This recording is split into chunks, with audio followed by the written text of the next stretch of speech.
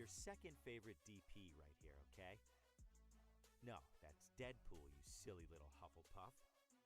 Anyways, I'm gonna need you to shut up that pretty little mouth of yours and pay attention because the show's about to start, alright? And, I don't know about you, but I know who's my vote for sexiest ex-soldier turned pop culture show host. Alright, enough foreplay, let's get on with the show.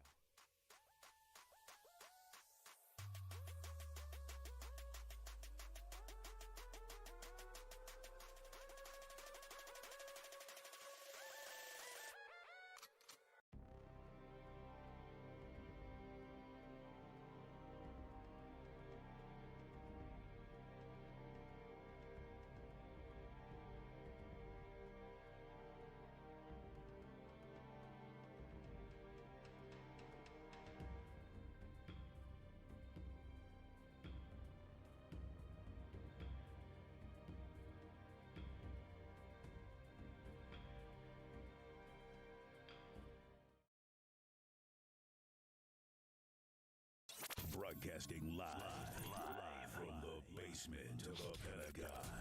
This is WTF Nation Radio.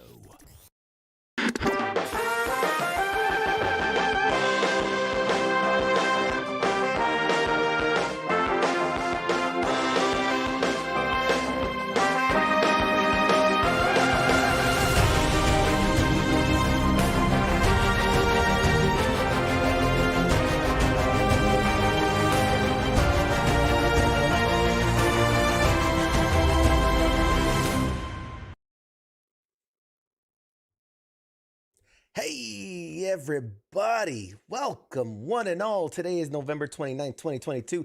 This is episode 115 of Pop Culture Warrior. It's the show where I stay up to date on all the ins and outs of what's happening in pop culture so you don't have to. Like the box says, I'm CQ. I'm your Pop Culture Warrior. And with me, as always, he's the anti-hero you just love to hate. He's the voice of the unpop cultured. He's the man in the bubble. Everybody, welcome back, Mr. Radar. Hey, everybody. Hi, Radar. Say hi, Radar. Hi, Radar. God, it's been a hot minute, isn't it? Oh, well, I mean, not for us, but maybe for you. For me. Yeah. I was out sick. The wife was sick. We had all kinds of stuff going on. Welcome, welcome, welcome. Oh, Yeah. big shout out to everybody tuning in already. We got a bunch of people saying hi. Look at Sifa and the Angry Elf over on YouTube. Thank you very much for coming. Heath, Elizabeth, hi, how you doing? Man, so many people saying hi. Scott, what's up on the main page? How you doing? Heath says, look at that glorious beard. Thank you, thank you, thank you. I'm assuming he's talking to me because Yeah, my beard that sucks. patchy thing you got going on. I don't know what that is about. Ugly and shitty, yeah. Oh, Sorta. man. Oh, what else? Who else we got? Pete, what's up, Pete? Greg says, happy Tuesday. Yes, it is a happy Tuesday. I'm actually going to bump my chair up in a second. Here, lift it up a little bit. There we go. How's that? Little. There we go. I'm not so low to the ground now. It's good, though. It's good. Oh, man. So much. So yeah, thank you guys for tuning in. Thank you for coming in.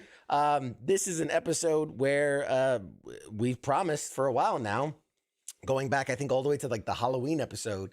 The audience was talking about like we should have an episode where you just guys watch trailers and then react to them or whatever. Yes. So I guess that's what we're going to do. We do have a guest. We do have a guest tonight. We do. And they're going to review trailers with us. No, that would have been hilarious. That would have been hilarious if we got our guest to do. But we have David Lodge coming on later tonight. David Lodge is an incredibly accomplished voice actor who's done, I mean, he's in a little bit of everything, honestly. Movies, TV, commercials, video games. He's done it all. Very popular products, too. So I'm really looking forward to that conversation. What else? How you been, man? How's everything going before we dive into the trailers? Medium. But I'm surviving. Everything's just medium. My wife's sick right now. I was dead a couple weeks ago. Like it's just here I am. I've revived myself, obviously. The World Cup's happening. Our World Cup's happening. Yeah. Yep. America won today. America has moved on in the positive sense. Yes. They have completed to the next phase. They've leveled Yes. up. They have leveled up. They've leveled up. Heath says Radar is cultivating on his face what springs up naturally on my crotch. Yep. About the same. Probably smell the same too, actually. It's been really itchy. Oh God. And speaking yeah. of soccer, Yeah. have you seen that Ryan Reynolds show? Yeah, Welcome to Wrexham. Yep. Yeah. Have you seen that? Very good show. Very well done. Why have we not talked about that before? I have talked about it. I talked about it when it first came out. I said, I'm watching Welcome to Wrexham. I'm really digging it. I've never cared about soccer before in my life, and they're crushing it. It's really, really good. I enjoyed it. Yeah, I binge watched over the weekend. I didn't know. You hadn't said words to me about it. You just talk about other stuff and all these cool fun things like I'm gonna be on Family Feud and shit. I absolutely talked about it. I don't remember. Maybe pay attention. I guess I don't know. I don't pay attention. I don't. Pete says, "Dude, you need oil on your beard." Are you talking about me or are you talking about our boy Radar here? I want to clarify because probably me. I felt like mine's is okay. You know what? This is the time of year. Like usually, I like trim the neck beard. And like I try to clean things. I don't give a shit right now. Don't. I'll probably thin it out again here shortly, but it's just kind of like you look nice. You look nice. Like, you take care of your shit. I don't take care of mine. I try to groom and keep a little, little something going. Try to. Anyway, all right. Enough talk. We have so many trailers, and in the any trailer, like we gave you many weeks. Any trailer that was submitted, I said I'll throw it in the list and we will go through them. So we got a number of trailers, but in the spirit of the holiday season, I have a couple of Christmassy holiday trailers. I love Christmas ones. We did watch this was a couple weeks ago, but we watched that Violent Night trailer. I think that was like the thing that kicked all this off. Did we watch that? Yeah, we did. We did watch the Violent Night trailer. So we're not gonna watch that one again. Last year too. That was out good too. Oh, Fat Santa. Yeah, Fat Santa. Something like that. Or not Bad Santa. Bad Santa. No, Bad Santa's been done. It's Fat Santa. Something like that. Fat Man. That's the one. Yes. That's the one. All right. So bear with me now, everybody. So normally, I try to I would typically download these and play them. This excuse me. That's level of production value that we don't have around here right now. So this because there's so many trailers. I was like, all right, this is we're gonna go with what we go with. So okay, everybody, let me see. Hold on. First, I have to make sure all my controls and buttons and knobs are in the right place. Make sure Radar can hear, because I want Radar to hear this as well as much as the audience. Yes. So we'll watch the trailers, and then I guess we'll just react to them. I guess we'll give our thoughts. I thought we were gonna have this little thing on the bottom like Mystery Science Theater 3000. I have one. I can work on getting you one. It's fine. I don't want one. Not that bad. It's fine. I can. We'll get you in there. We'll get you in there. All right. So in the vein of the holiday season, the first trailer up is the Apple TV trailer for Spirited with Ryan Reynolds and Will Ferrell. Ryan Reynolds? Yeah. Ryan Reynolds and Will Ferrell. So let me see. Switch it over here. And here is the trailer. Of Christmas present. We're bringing back Christmas! Like a Christmas Carol?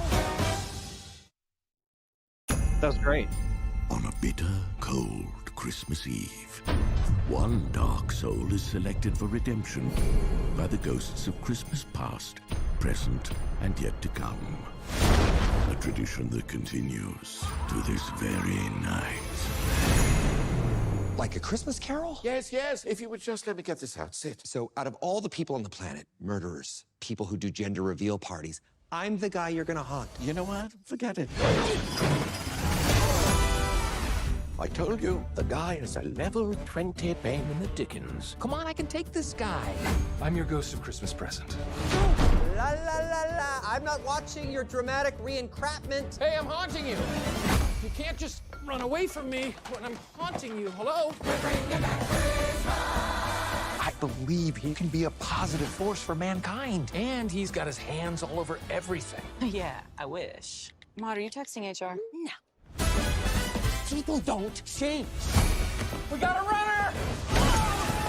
That's just fun to watch. I'm here to change him to being a more positive force for humanity. Clint. Yeah. You Photoshop yourself into these pictures of my executive VP? I don't think so. Oh, you want that? What I want is for you to shut up and let me do my job. Is there a ghost of Christmas Grumpy? Because you could do that job.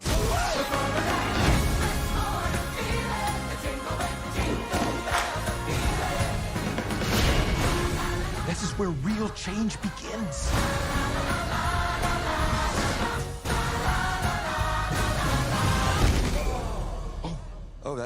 Oh, he's dead. Yeah, he's definitely. Nope, he's fine. He's good. Well, none of it's real anyway.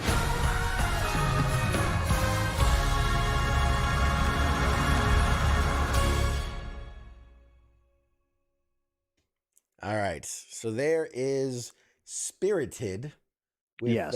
with Will Ferrell and Ryan Reynolds. Your thoughts, sir?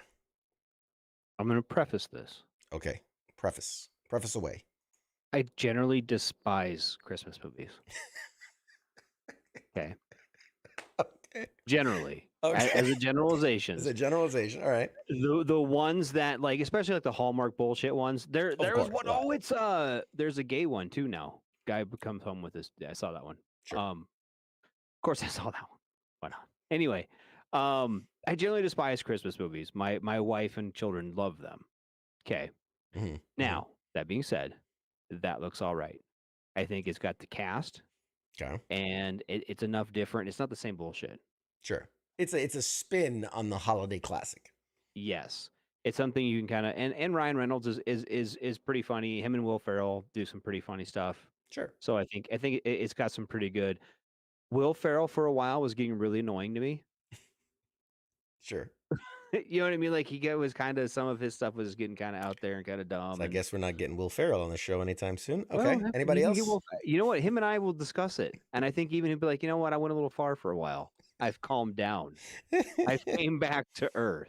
And let's ease up on the Hallmark movies because I might have a guest coming up soon on one of the. Hey, to if promote you one of have if those. you have somebody from the Hallmark Channel come in here Mhm. and explain to me, no, you don't have to because I know they make money. My wife eats that shit up. There is a demographic. Yeah. It's not you. It's not It's me. not me. And you Not know me. what? Honestly, I really don't think they don't stay up at night thinking about what Radar thinks about their show. I'm pretty sure about it. I'm pretty sure. Pretty sure. Because Sorry about it. there are people, and this every year this gets more and more marginalized, right? There's Sure. like that battle. I hate saying there's a battle on Christmas because I love Christmas. I love getting presents. The war on Christmas. But what I don't like is the carols and the music and the repetitive So all the things Christmas that make movies. Christmas is the things that you hate about Christmas. Yeah, basically, I just want presents. Everything except give me is You know, something that I I'm like, not. I like the Christmas trees. Okay. You know what I mean? And stockings. But not a fan of the Christmas Prince. And every year there's like a new Christmas Prince movie come on. Come on, Hallmark Channel, do better. So Challenge yourself. Curious, you guys. in the Challenge chat. yourself to do better. Scott says Radar is basically Scrooge. I Fucking mean, right. I won't argue with that. I won't argue that either. Bah fucking humbug. You know what we're doing this Um, year for Christmas? We're going to get all of our kids like a little bitty present, something to get even something they want, and we're going to take the rest of the money and buy a hot tub. That's our Christmas present. The sports bar says, "Remember when Will Ferrell was funny? Pepperidge Farm remembers." He's come good. back around though. He just had to. He's good. Did he lay off the coke? Maybe is that what his problem was? He had a little booger sugar going on. And he just Man, like, we are never getting Will Ferrell on this show. All Oh, right. bring him on. I'll ask him. I will ask those hard hitting questions that everybody We'll get wants. the to. You know what? answers that people want to know. But you know what? Adam Sandler kind of did the same thing. You know what? I'm not burning any more bridges. So moving I'm on not to the burning any next, bridges either. I to think the though, next trailer on the They list. look at these things. They're like, you know what? We went a little far. I think someone he seems like a reasonable enough person that you can be like, you know what? I went a little far. I went a little far. I made money. I made a fuck ton of money.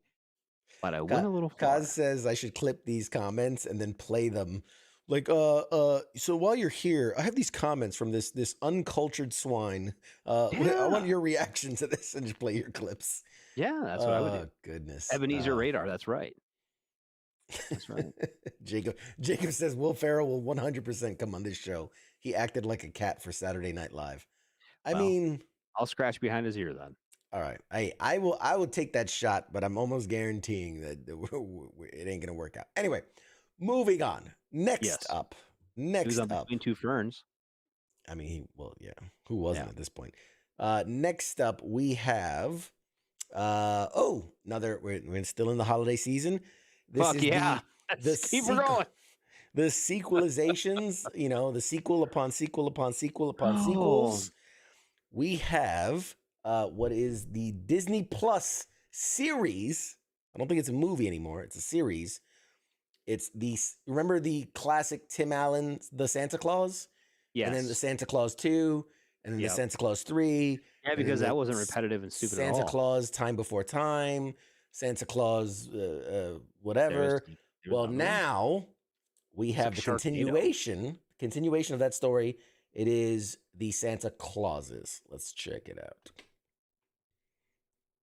It's the night before Christmas, and all through the house, not a creature was stirring, not even a mouse. The stockings were hung by the chimney with care in hopes that St. Nicholas soon would be there.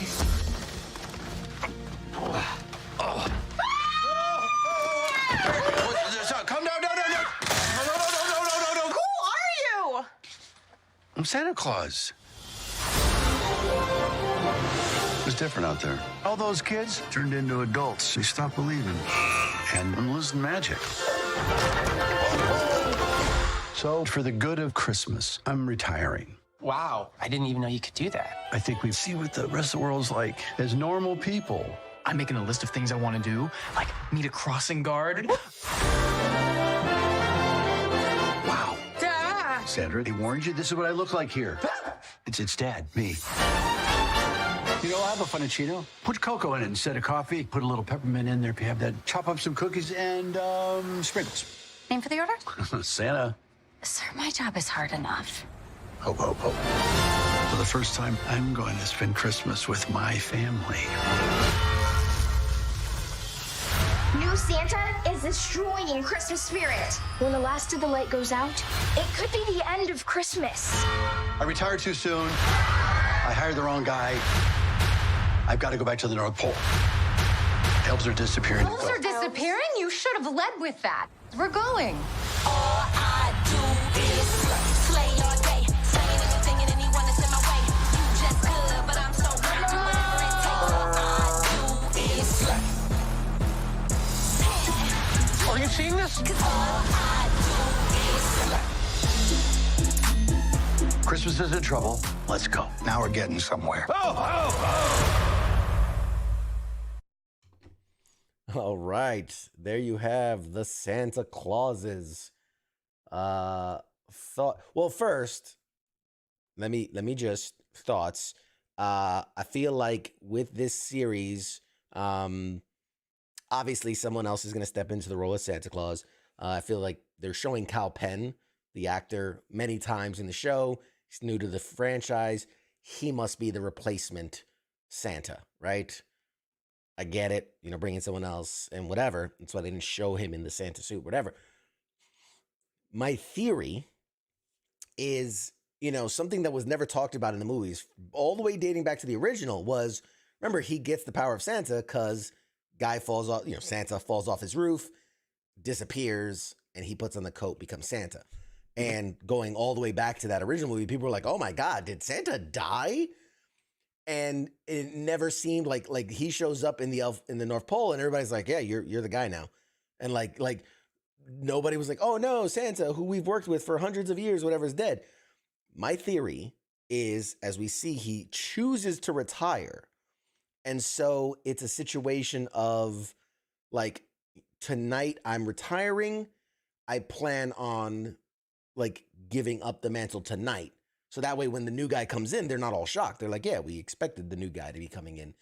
And so so that's gonna like cover the plot hole from the first movie, right? Because he doesn't die, he retires, fades away into magic or whatever. But it's not like the guy dies; he's choosing to retire, and I bet you that's what they're gonna do to like finally cover up that plot hole from the first movie of like, did Santa just die and nobody cared?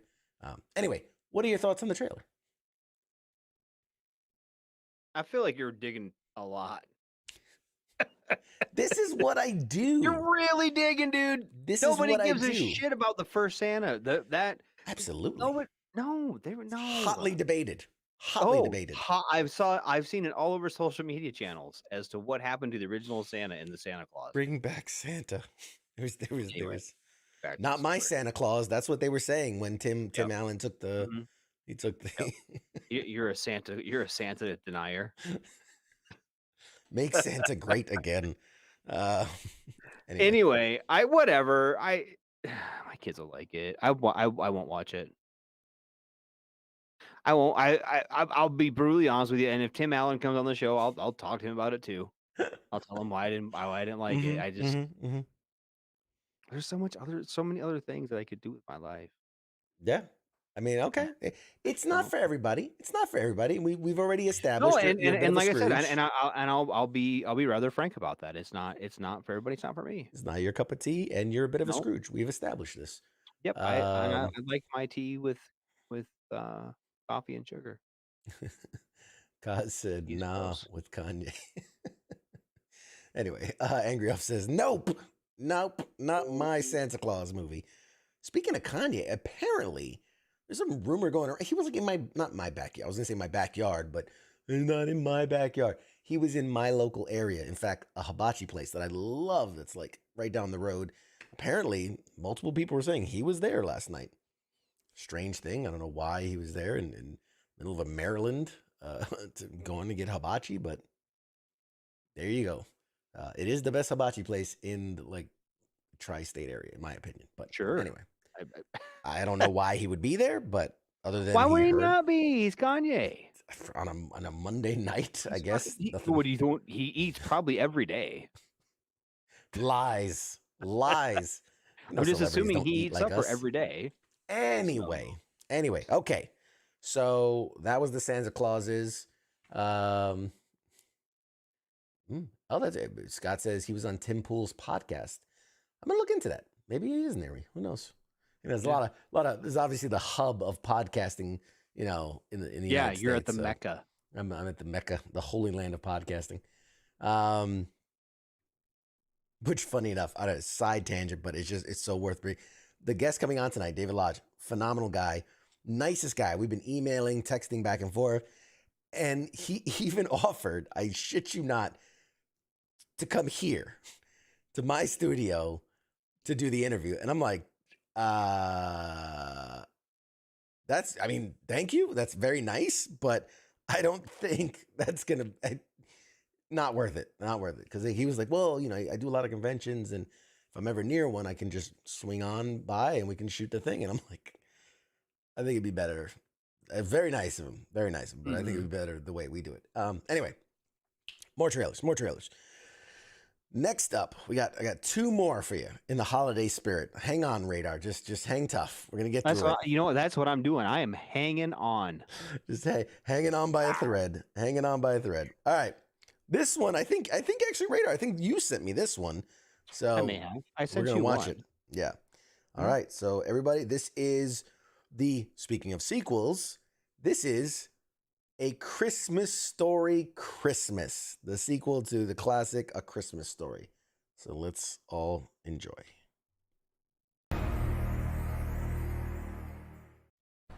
We should have gone with. All right. That was A Christmas Story Christmas. Yes. Thoughts? I'll start it off with that. Thoughts? Same thing. I mean, I'm going to put this one in the same categories as that wasn't as overdone as Santa Claus. Yeah. Where it turned kind of into. Well, I mean, you're talking about Sharknado. The original was what, in like the 70s, and then I think it was the early 80s, but something like that. But anyway, I like how they brought back a lot of the original cast. Mm-hmm. At least where it's important. Kind of same premise. It's a change on an old story. Maybe it comes out well. It kind of feels like it'd be really predictable and really kind of meh. But like they have some pretty good zingers, and you're like, oh, it's not labor if we don't pay you. I want that. I'm gonna start telling my kids that. Don't let Santa kick you in the face. Like what? That's I mean, some shit you so can get there's away with in yeah, the the little 70s. homages, like you know what I mean. Like, so I mean, it's kind of cool. Like, I don't hate the premise of it, but again, I'm not. It's been out for a couple weeks now, and I haven't seen it, so that's saying something. No, you're not hearing people rave about it. Like, oh my god, I've heard either way. Right. Which is almost worse because if it's bad, and you're like, oh my god, it's so bad. Like I gotta see this if it's that bad, or if it's like, oh my god, it's the greatest thing I've ever seen. You want to go out and see it. But yeah, to not have heard much about it at all. Now, this is a time of the year that, especially streaming, everything is very oversaturated. There's so much hitting the market all at once, so it's hard. I see a couple people say, Angry Elf says, sequels and remakes, Hollywood is dead. Sports Bar says, the new Christmas Story wasn't half bad. There you go. Wasn't half Scott bad. Rosa said he likes it. Yeah. I mean, I kind of, if I came over to your house, you're like, hey, Radar, come over for dinner. Yeah. And we're going to eat some fried chicken and we're going to watch the new Christmas Story movie. I wouldn't say no. Right. Or if all the kids were like, if I came home from work, and it's how it's going to happen, I'm going to come home from work one day or from whatever, and my kids are going to be in it. I'm going to miss the first 10 minutes of it. I'm going to watch the rest of it and be like, that was all right. But I'm not going to sit around bored and be like, oh, God, what should I watch? Speaking of that, like there's things like me and my wife were just watching the series, and I know that we're a couple weeks behind. Is that good? We enjoyed it.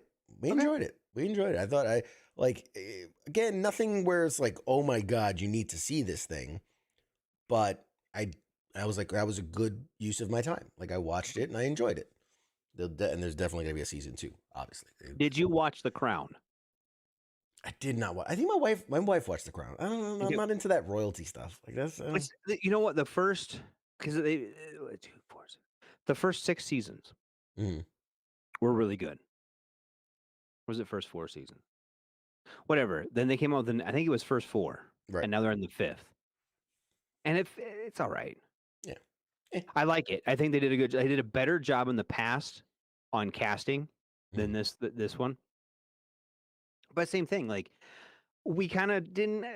We kind of stumbled upon the first 4 seasons like during the pandemic, right? It's kind of one of those things. Like once Tiger King was over and we needed something else to do, we found The Crown. Yeah. Okay. Speaking of Tiger King, and again, this is one of those things that came and went. They finally released that like parody mockumentary version with what's her name is Carol Baskins. God, what's her name? Kate McKinnon as Carol Baskin, and like it was on Peacock. Was it Joe versus Carol? That show. I'm watching it, and it's weird. It's a weird thing to watch because it's like, you know the story, you know the people, and I think they did a fine job casting more or less. I don't know, but it's a hard thing to watch when you've seen the documentary, right? Right. Like you've seen these people doing these things. It's such a hard thing to then like, because this is a narrative, story driven, like, oh, I'm doing this because of this reason, and like, it's such a narrative thing. When you see it as a show, I don't know, man. It's weird. It's weird to. I mean, I'm enjoying it because it's just crazy. The antics are ridiculous. Right.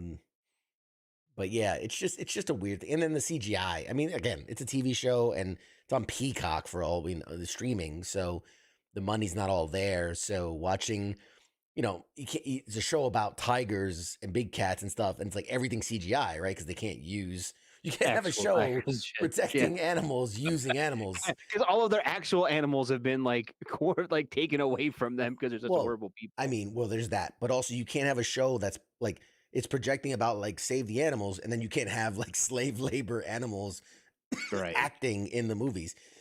So everything's CGI, and it just looks weird. It looks weird because they're like, I'm holding this magnificent cub, and it's this weird like CGI thing crawling around, or like the big cat laying there, and he's like, oh yeah, and I don't know. I think they should have just went real ham, and like it's just all stuffed animals, like realistic looking stuffed animals, but not like taxidermy stuff. I was just envisioning in my mind like the fakest fucking amusement park stuffed animal. Not like stuffed animal you in a carnival. I'm thinking more like taxidermy, but it's not real. I know what real you mean. taxidermy. Yeah. You know, like you would see, those movies where they have like the fake baby, but they're like pretending it's real, but it's like so obvious it's the fake baby. I want that. I feel like they should have just leaned into how ham it is and be like, oh, you're such a beautiful. And it's just this like frozen like statue of a cat, Anyway, sorry. I'm just yeah. Oh man, funny. I like where your head's at with all of these things right now. Thank I you. hope you realize that. Thank you. Sports Bar says Kate McKinnon is as funny as a wet fart. She may be funny with good timing, but she is really just blown shit. Just add Garfield animation. Yeah, you could just that would have been hilarious. Sonic. The original people that did Sonic. Yeah, have that. Like just like that's kind of what I'm not gonna lie, that's kind of what the cats look like. But I'm like full on 2D animation, like hand drawn animation tigers. I think that would have been funnier. Just Tony the Tiger. Pretty much. Yeah, fake baby like an American Sniper. Exactly. It's funny enough, Kate McKinnon was one of the people I invited to be on this show a while back for something else she was coming out in. And they said thank you and everything, but they're like, yeah, Kate doesn't really do podcasts. And I asked the guy, I'm like, why is that? He says, well, she doesn't think she's that funny. Like, these are his words. She doesn't think she's that funny. And, with the way she talks and, her mannerisms, it doesn't come well over. Yep, it doesn't bode well. I get that. Over podcasting. Which I was trying to explain, like, oh, it's a visual medium. So if she's hamming it up, like, it's not just voice. And it was a whole thing. And then he was like, and she's not really into pop culture. He goes, she's into cats. If you want to talk. And I was like, we'll talk about cats for an hour, I guess. I don't know. Anyway, long story short. Radar loves cats. So yeah. Where are we at? Okay. I do get that. I understand that. One more for the holiday season. And I think this one might be more your alley. I think this one might be more. Just bear with me. Is it Bad Santa?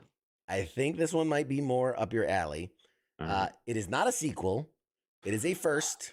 It is a new property. It's taking a Christmas classic and putting a spin on it. So please enjoy. My dad will enjoy it. The Mean One. Remember that story about Cindy you-know-who? When her Christmas was stolen, she knew what to do. Why, Santa Claus? Why? But what if I said that's not how it went down?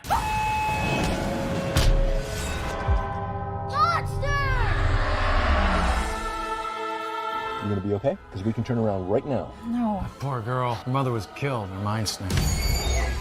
Did you ever find the Christmas killer? Never got a reliable description of the man.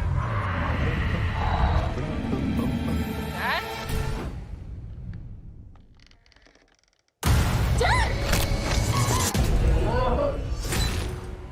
He is out there! What if the Christmas killer is back? This town cannot go through another Christmas killer thing. Not again. Us folks down in Newville, we liked Christmas a lot. But that thing that lives just north of Newville does not. What is it? The mean one. He's slippery, he's elusive, he's a mean one, that mister. I'm not gonna be a victim anymore. Time to roast this beast.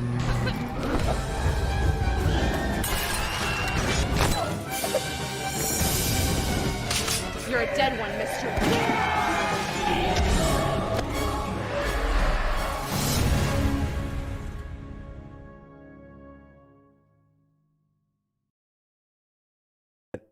There you go. That is The Mean One in the spirit of like the that what was it, that horror make of Winnie the Pooh.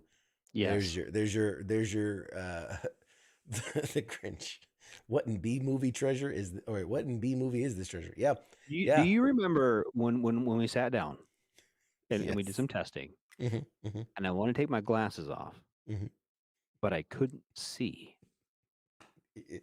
my computer screen in front of me. I no longer think it's imperative that I You don't need your glasses anymore. Is what you're saying. I don't need to see anymore. So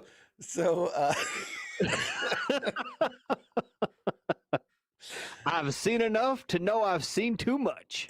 Angry Elf says, "Oh, please let Jim Carrey be in this." Yes, that would be the greatest. Oh my god, he's so fucking bad. Cameo appearance at the end if he's like rips it off and it's like it's just me. No, if he's like the sheriff or something that's trying to hunt him. Oh, yeah. Was it Fire Marshal Bill? Yes. Fire Marshal Bill was like, I know what'll get him, and just firebombs himself. Oh.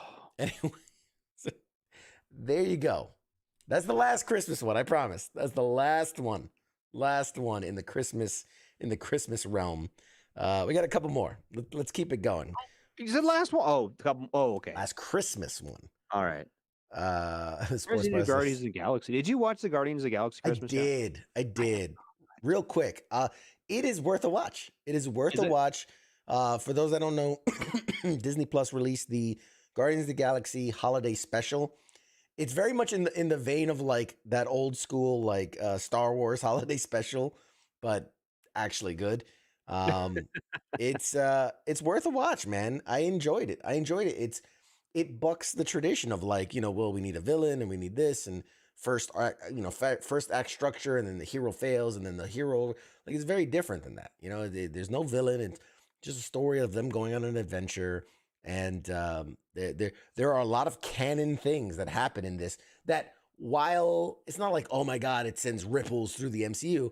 There's a lot of things that happen where you're like, oh my God, like, that's a funny thing and an interesting thing to find out. I don't want to spoil it for those that haven't seen it. Okay. But it's definitely worth a watch. I will watch it. I will watch it this week. We'll talk about it next week. Yep. There's your homework, guys. Go watch it. It's definitely really good and worth the time. And there's some funny things that I want to talk about coming out of that. All right. Here's a hotly debated one. Let's bring up the newest trailer for the Super Mario Brothers. All right. The Super Mario Brothers. I think based solely on the trailer, and I try to ignore the whole voice fiasco of Chris Pratt. Hey, it's me, Mario. I'm going to skip that part of it.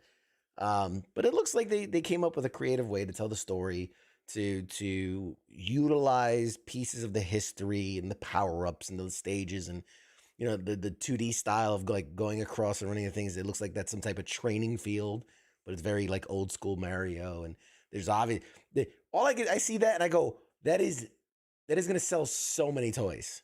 They're going to sell $1 bajillion worth of toys. Like, go ahead and buy stock in Nintendo because they're going to sell a metric shit ton of toys and video. Like, how meta when they make a video game based on the movie based on the video game. Like the Mario Brothers movie video game where it's them in the movie playing like it's the game of the movie of the game. I'm just saying. And honestly, I think they nailed it with Bowser. Fucking Jack Black as Bowser, I thought was great. Keegan-Michael Key as Toad, great. I actually like Charlie Day as Luigi. I actually like it, and he put like a little Italian on a little Italian sizzle on it. So I like all the other voices. I was, but yeah, I don't know. I think it looks good, man. I think it looks good. I'm willing to give it a try. It's from the studio. Give it a try, and then you come back here and tell us all about it. It's from the studio that brought you Minions and what's the Despicable Me. I mean, you know what? Again, kind of played out a little bit. The Minions aren't as cute and fun as they used to be. I mean, yeah, but like 5 movies in, it starts I know to get that's old. what I mean. Yeah. We're gonna milk that minion teat till there's no milk. There's nothing left in it. We should start a protest against Chris Pratt for culturally appropriating Italians. Do we know Chris Pratt's ethnicity? For all we know, he's Italian. I don't know. After the Lightyear drama, I don't care who voices what. Fair enough. Yeah, in all fairness, like I don't really give a shit about that.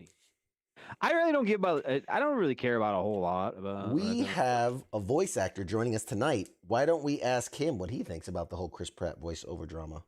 Okay, do that. But yeah, I don't know. I'm cautiously optimistic. I think it's gonna be good, and like I said, I think it's gonna sell a bajillion units of toys. I think that is the greatest toy commercial I've ever seen. Let's put it that way. That was See, and okay, I'll play along. I'll bite. Okay. In that way, absolutely. They're gonna make a fuck ton of money off it. So much money. Is the movie going to be any good? No. It's going to be okay. There's going to be the kids are gonna love it. Kids are going to love it. And people our age are going to take their kids to it. Mm-hmm. To experience, so they can experience Mario. Yeah, I get that 100%. The kids that like, I see where they're going to make buckets. Of money. Yeah, like my kid's 5, and he's he's grown up in a generation that has YouTube and watches all types of custom created content. He knows, like, he sees Mario. He knows Mario. He's seen it on YouTube videos, but like he doesn't, like, it's not connected to his history as it is to people like us. So this will be his entry point, when he goes and sees it. This will be his entry point into that universe. I don't know. We'll see. But okay, I have kids all the way from almost 22 now to 6. Sure. Right. And we were kind of going through some stuff, right? Obviously the older kids are gone, but I vividly remember my older kids and the ones in high school now, like they have like 80s dress up day and like, well, we're gonna be so 90s and look how cool we are. Da, da, da, da, da, da. How like they see that as nostalgic, kind of like we did as like 60s and hippies and stuff, right? Mm-hmm. And my mom was like, no, that wasn't that cool back then. I get that now. Right? Yeah, we didn't all look like that. No, not all of us wore Jenkos and got them all fucking wet and shit. Yeah. But anyway, I did, but yeah. Moving on. We got a couple more trailers. Hold on. I'm on a thought process on this. All right. Because we were going through some stuff and I found an old PlayStation 2. And the kids were super excited about it. They're like, we want to play PlayStation 2 and we're going to play like NHL 04 on it. Like they were super excited about that. And like how that, and the kids do that now with like the old, like you go to look at an old fucking gaming console and they're super expensive, right? Sure. Like all this stuff is coming back. It's all cool again. It wasn't cool for a long time. Now all of a sudden it's cool again. I don't like it. You don't like reliving your childhood? No, because it went away for a reason. Progress. Yeah, we had progress. We did better. We got so much better. It's like saying, you know what? I'm sick of my fucking car. I'm going to go buy a horse. And I'm going to take that sumbitch to work every day. Because back in the day, they rode horses everywhere. I'm going to get that it's dumb. That new Model T. Yeah, you don't get Bluetooth on a horse. Yeah. All right. Anyway. This one, I don't know. Super popular franchise. Have we reached the level of saturation yet? I don't know. But we'll see. So let's see. This is John Wick, Chapter 4. Saying goodbyes? Saying hello. You think your wife can hear you? No. Then why bother? Maybe I'm wrong. You're going to die. Maybe not. Goodbye to you, my trusted friend. A new day is dawning. New ideas, new rules, new management. We've known each other since we were 9 Who is this? The Marquis de Gramont. Challenge him to single combat. win or lose. It's a way out. I don't sit at the table. Your family does. Please pray for me. I was the black sheep of the family. Man has to look his best when it's time to get married. Or buried. I'm going to need a gun. Goodbye, my friend, it's hard to die.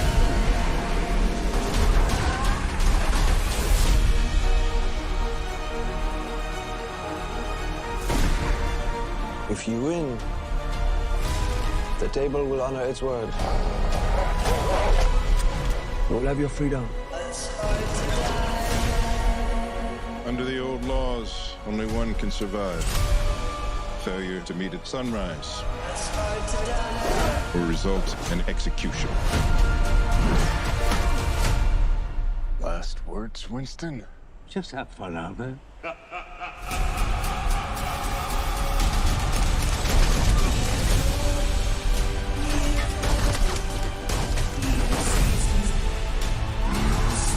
I want you to find your peace. But a good death only comes after a good life. You and I left a good life behind a long time ago, my friend.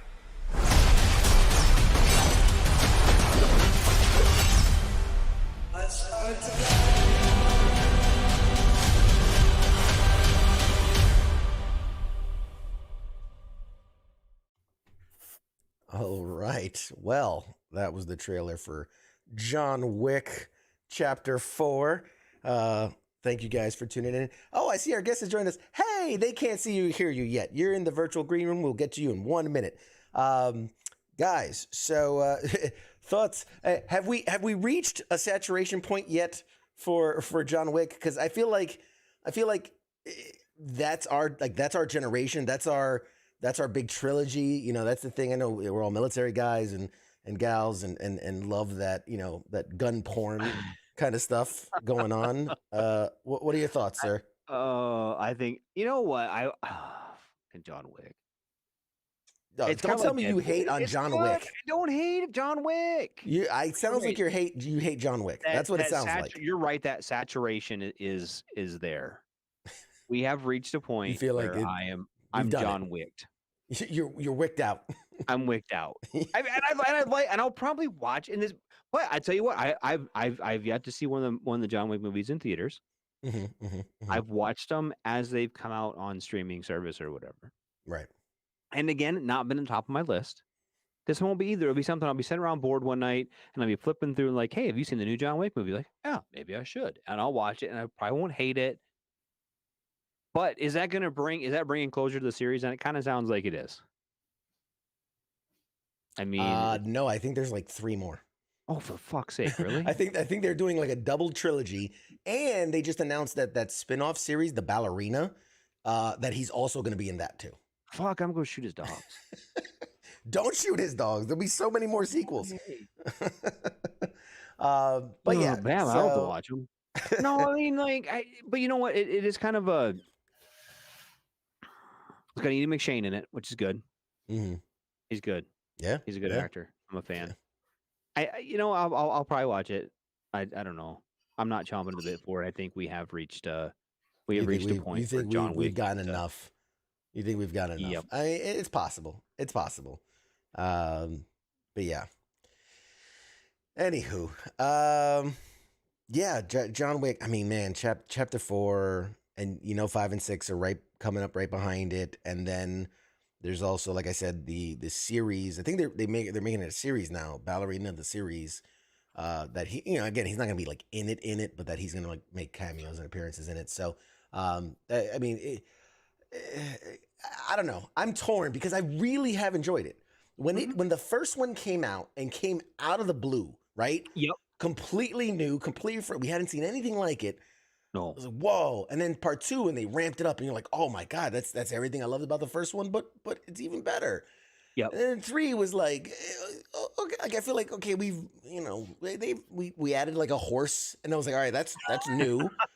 That was new. And it's like, but other than that, it's just a lot of shooting and punching and stabbing, and I will say this for John Wick movies that gives them a leg up to me.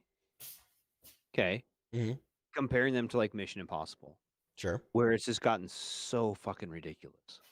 It was like Fast and the Furious, right? Where it's like you have to up what you did.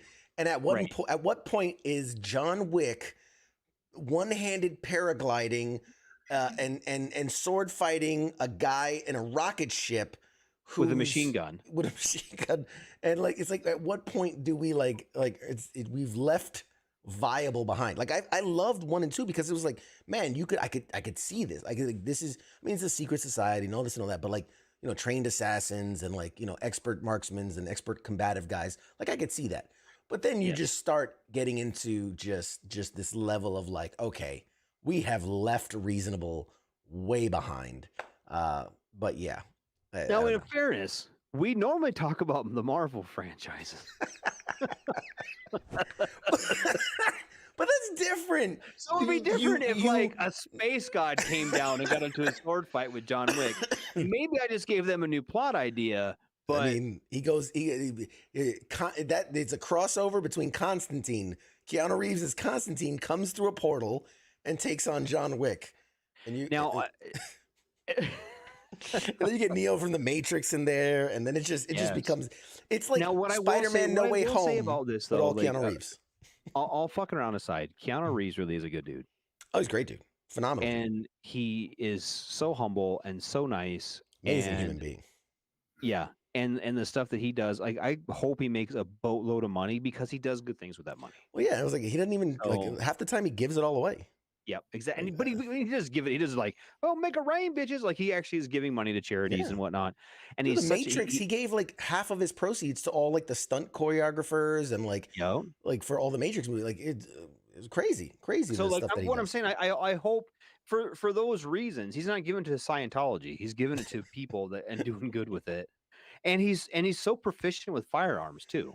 Like he does like that's why I have a lot of respect for him. Yeah, I mean, he's actually like a good dude, and I hope that does well. I really do. Like, and like I said, I'll probably end up watching it, and it'll probably be like, I don't know, I'll have a gin and tonic, and I'm going to start a petition for a Keanu Reeves takes on the multiverse movie, where it's just every character from Keanu Reeves, like his catalog. I mean, Bill and Ted, Neo, John Wick, Constantine. I mean, you name it. Any character he's done.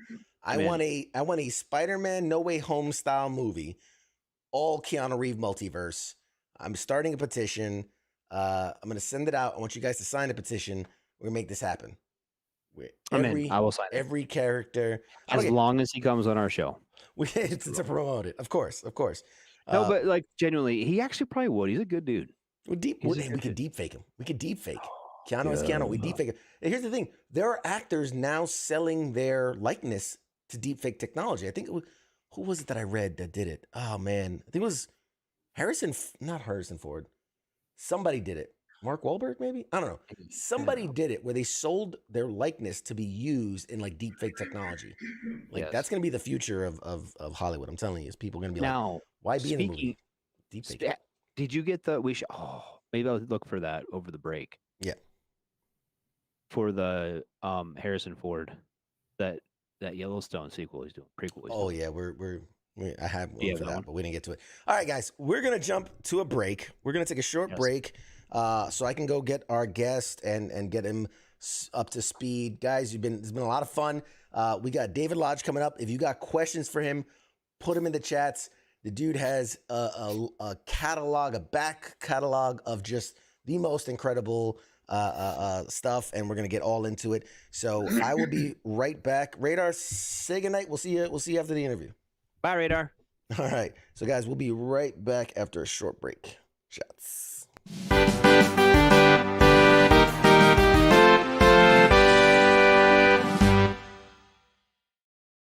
You're listening to the sounds of WTF Nation Radio.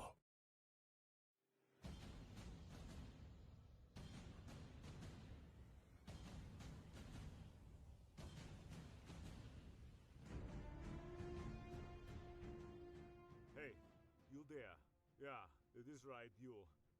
Let me ask you something, alright? Where the hell do you think that you're going? Oh, what do you think because the show's going to commercial that means you get to just walk away?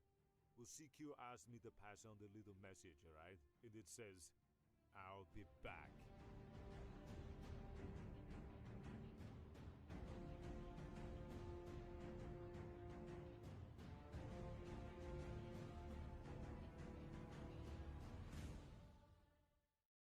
After all I've done, after all I've done, do you love me now? Do you love me now? After all I've said, running through your head, do you love me now? Do you love me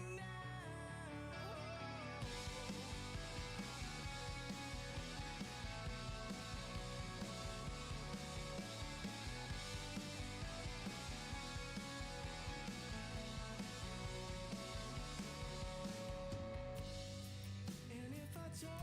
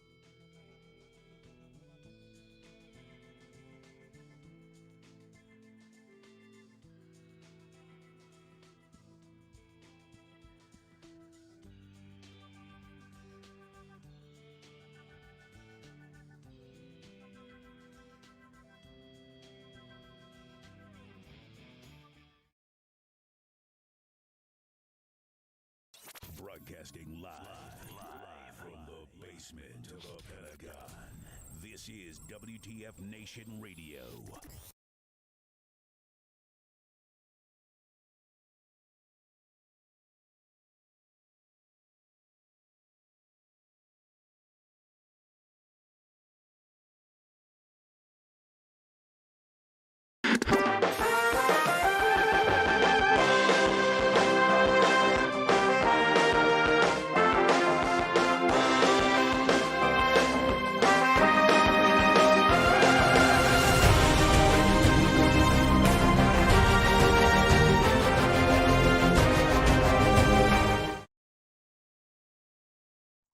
Hey, everybody. Welcome back to Pop Culture Warrior. I am your host, of course, CQ. I'm so excited. My guest tonight is a prolific voiceover artist whose voice can be heard in movies, TV shows, commercials, video games, more than anyone else I can even think of, really.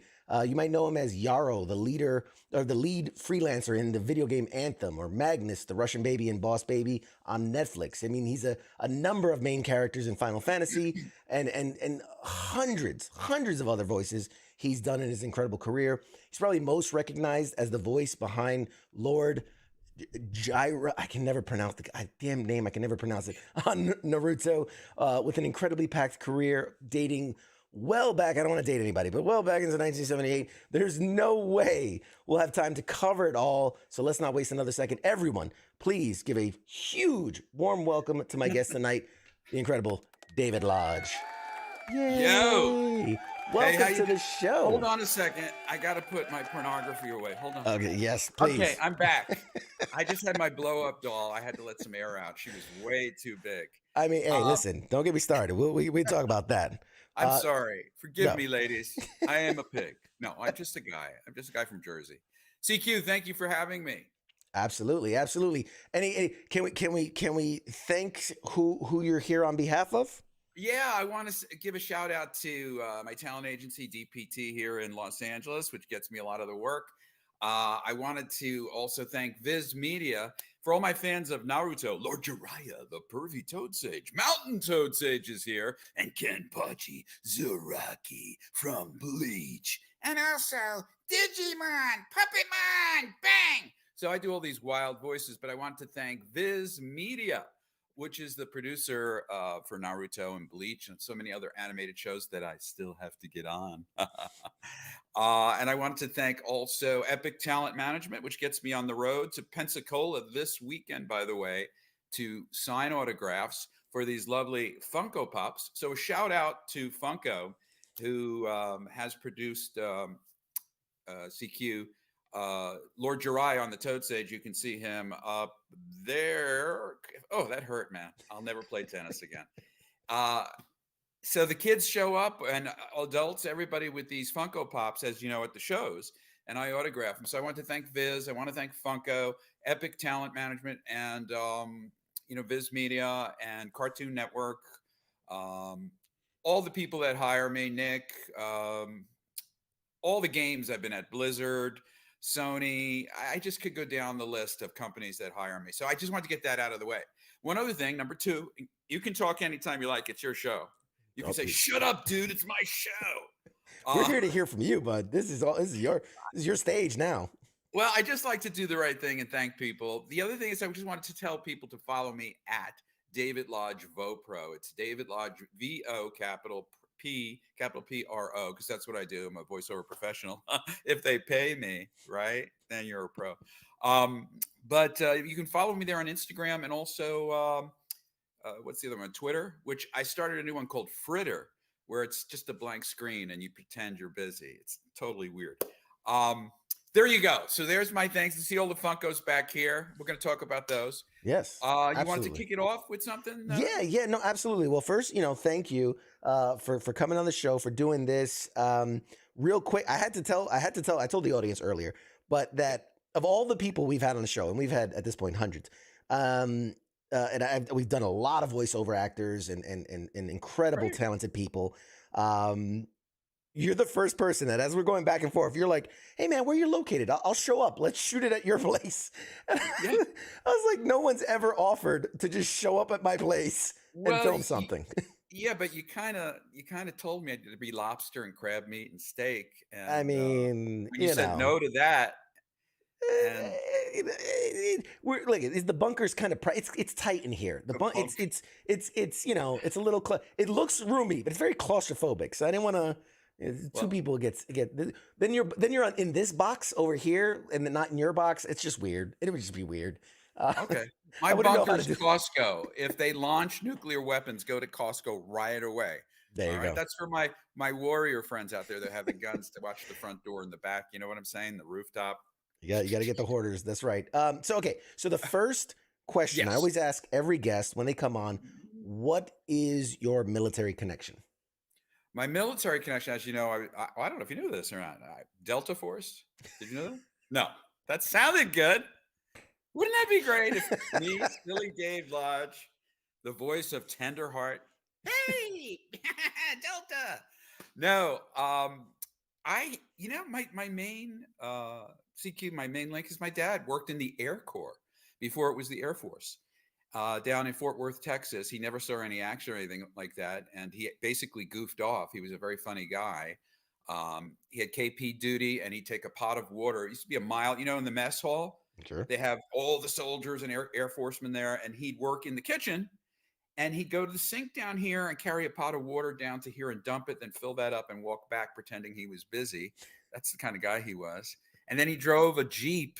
You guys are going to love this in the military. He drove one of the captain's Jeeps. He stole it, filled it full of beer, and he was being chased by the military police on in Forward Texas. And he drove the Jeep into the pool that was for the lieutenants and captains. So it's just like out of mesh. So that's my military connection. There you Right go. on. Well, thank him for his service. I mean, some gave all, some gave some. Very little. Very little. But Hey, we can I we say a appreciate shout it. out to all the military folks that are watching? Please Hey, do. dudes. Everybody says it way too much. Thanks for your service. So I'm just going to say, hey, we need people that are willing to fight at times. And the thing that bothers me the most, I just want to get up to kind of serious note, is the IEDs. I mean, they outlawed mustard gas. They outlawed, barrel bombs. It's time not to have too many wounded warriors, quote unquote, or people come back where they're missing legs. And it's just like this. We got to outlaw that crap. And I don't know if anybody's going to do that, but I just want to say hi to all the people that have been wounded in action. And I really appreciate you. And to all the other servicemen that are out there just waiting, not knowing if they're going to have to go and leave their wives and their families and their friends. I don't know what to say because I'm basically a voiceover guy. I'll be doing the radio part. Hey, how you guys doing? You need food? All right, let's send up some more stuff. That's about it. All right. We could use you.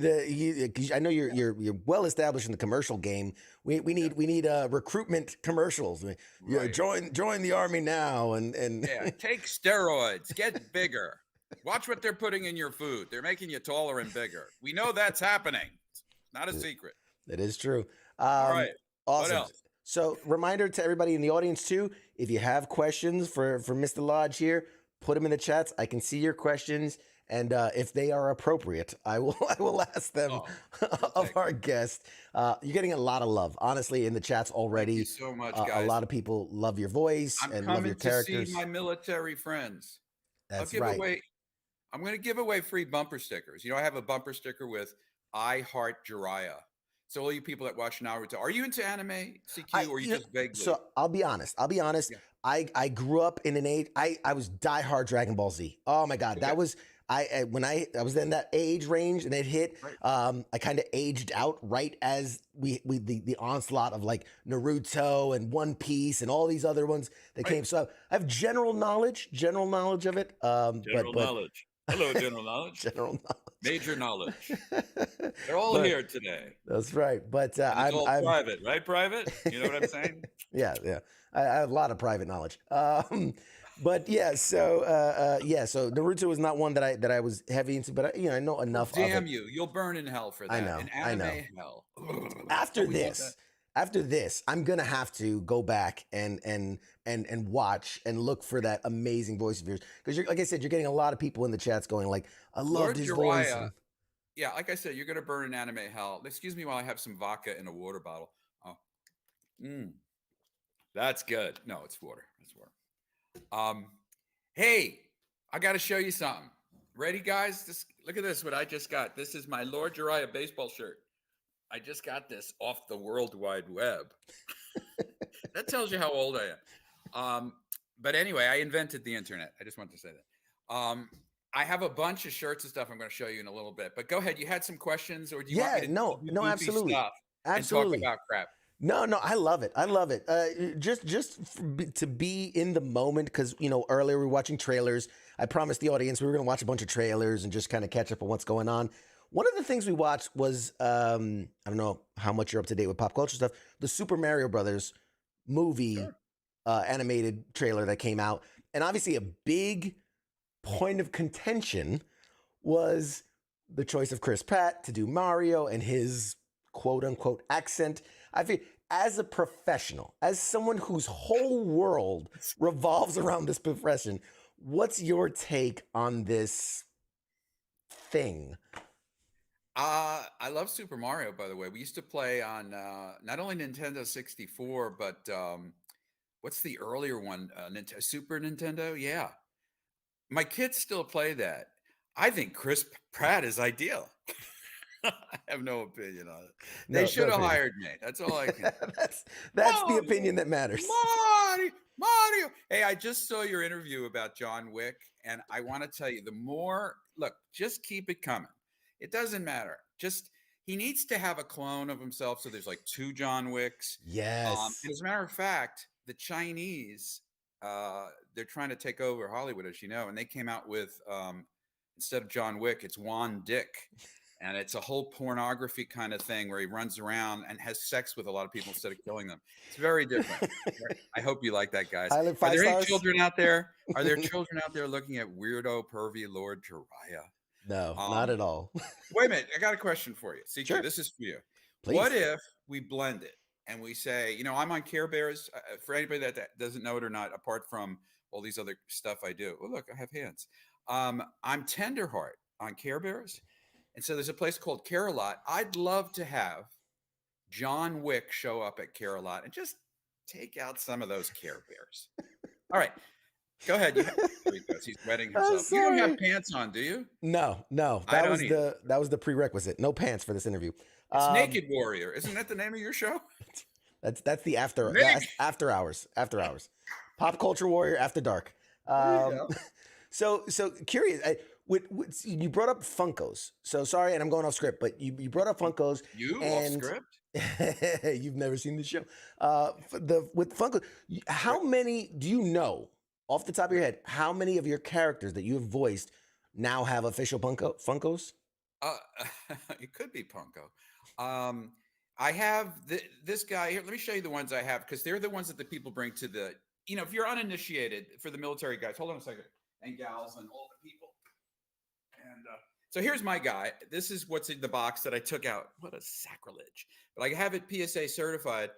What I found out, you're going to love this, is that this is a knockoff made in China. It's not an original. So there you go with that. And then here's the one it's in the box. I don't know if you can see it with the ice pops. So for the uninitiated, Lord Jiraiya is like one of the most popular characters on Naruto. It's been around for 25 years. Mm-hmm. I also have Tenderheart from Care Bears.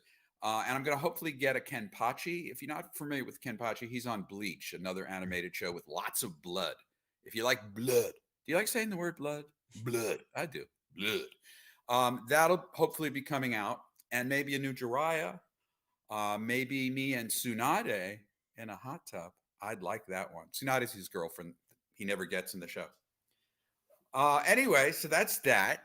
But look at all these Funkos. Can I show you a few of these? Yeah. Can they see them? I mean, we can see it. We can see it pretty well from here. All right. So we have the Joker. We have Elvira. These are ones I just got at New York City Comic-Con. Compliments of Funko. So thank you guys.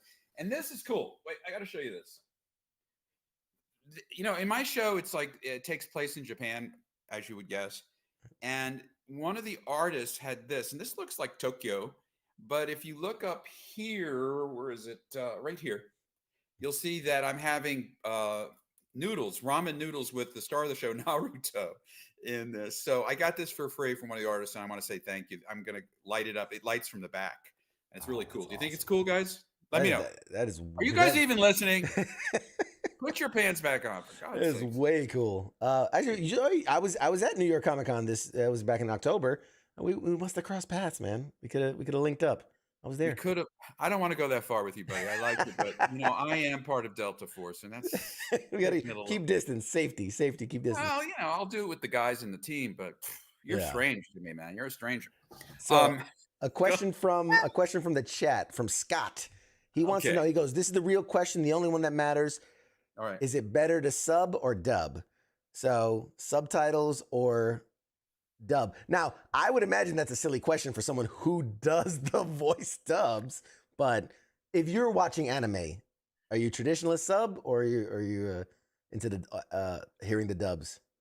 Well, if you are like in Greece and you speak Greek, I think you want the subtitles because I speak English. So if you speak English, you want me because I'm damn good as Lord Jiraiya. Subtitles are great for the otaku, if that's what they still call them. But there's people that like either one, and you should probably watch it in both ways. But by the way, my Japanese counterpart's extremely talented. Although I wish you were dubbing me instead because it's a lot of work. So that's my answer. Hey, Scott, Scott, what the hell are you doing? Okay, leave the dog alone. All right, go ahead. All right. I don't like that behavior, Scott. So what got you into this business and kind of how did you get into it? Just the short version. Well, as you know, there's voice unders instead of voiceovers, and that's subliminal stuff at the movie theater. Eat popcorn, drink more, get fat.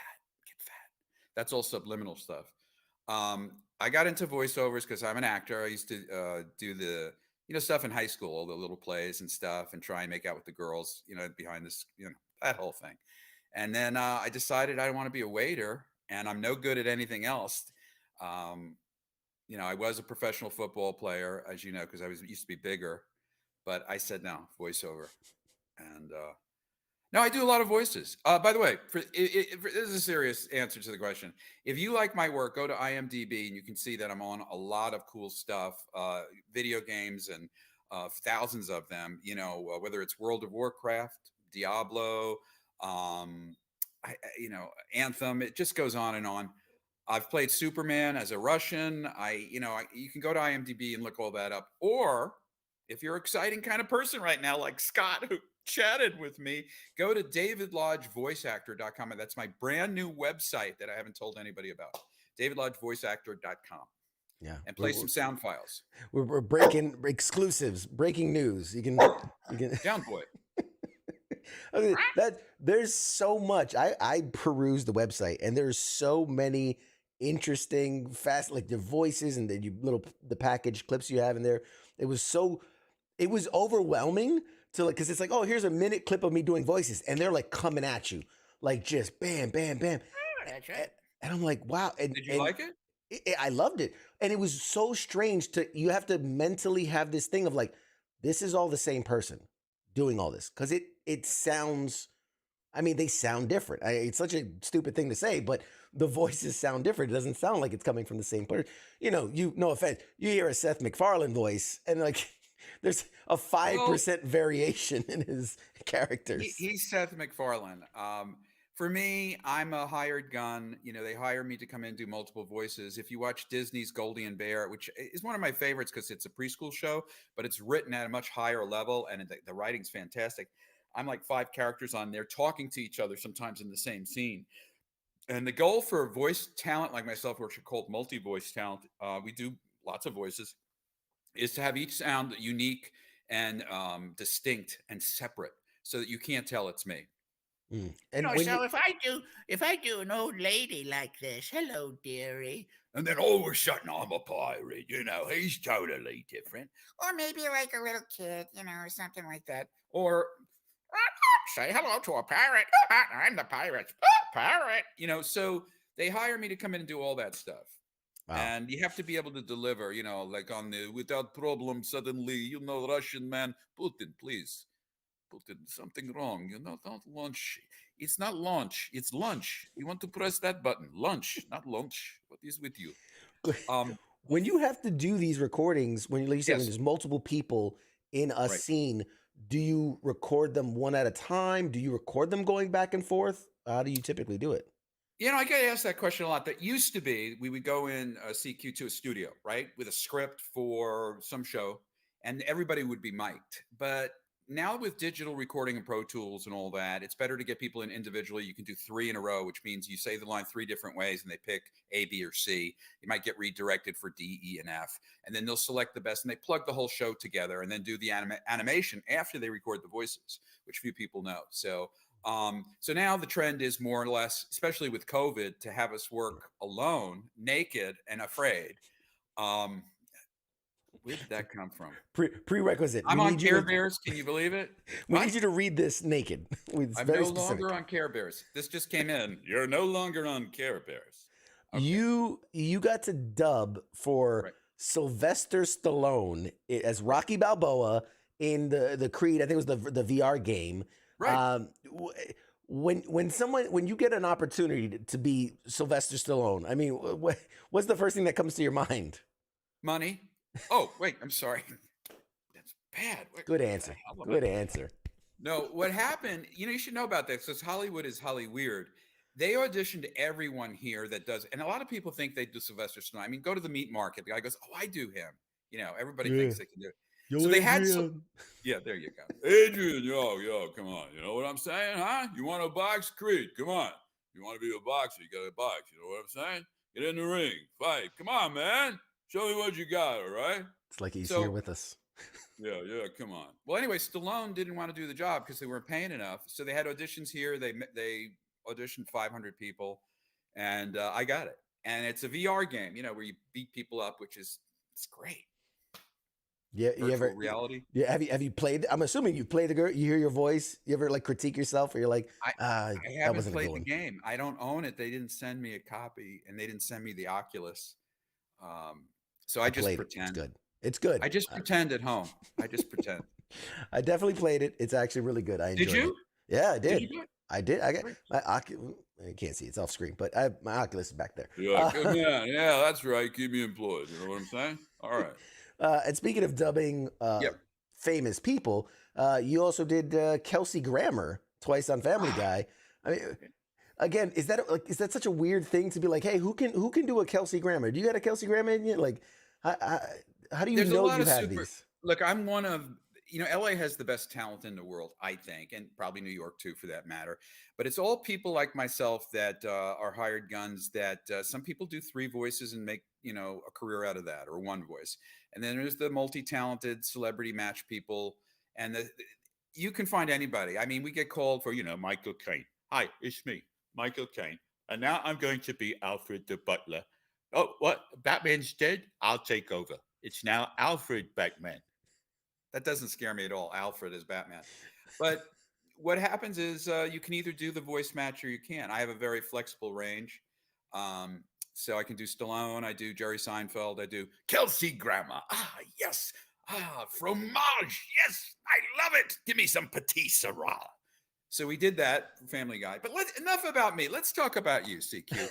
How'd you get a microphone? Who let you out of the nut house? Come on, tell me. Please. I've never been on this side of the interview before. What just happened? I don't know. I'm so confused.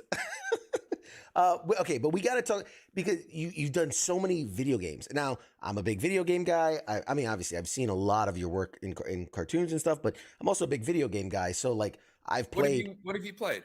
Anthem. I know you were in Anthem. I played it. Right?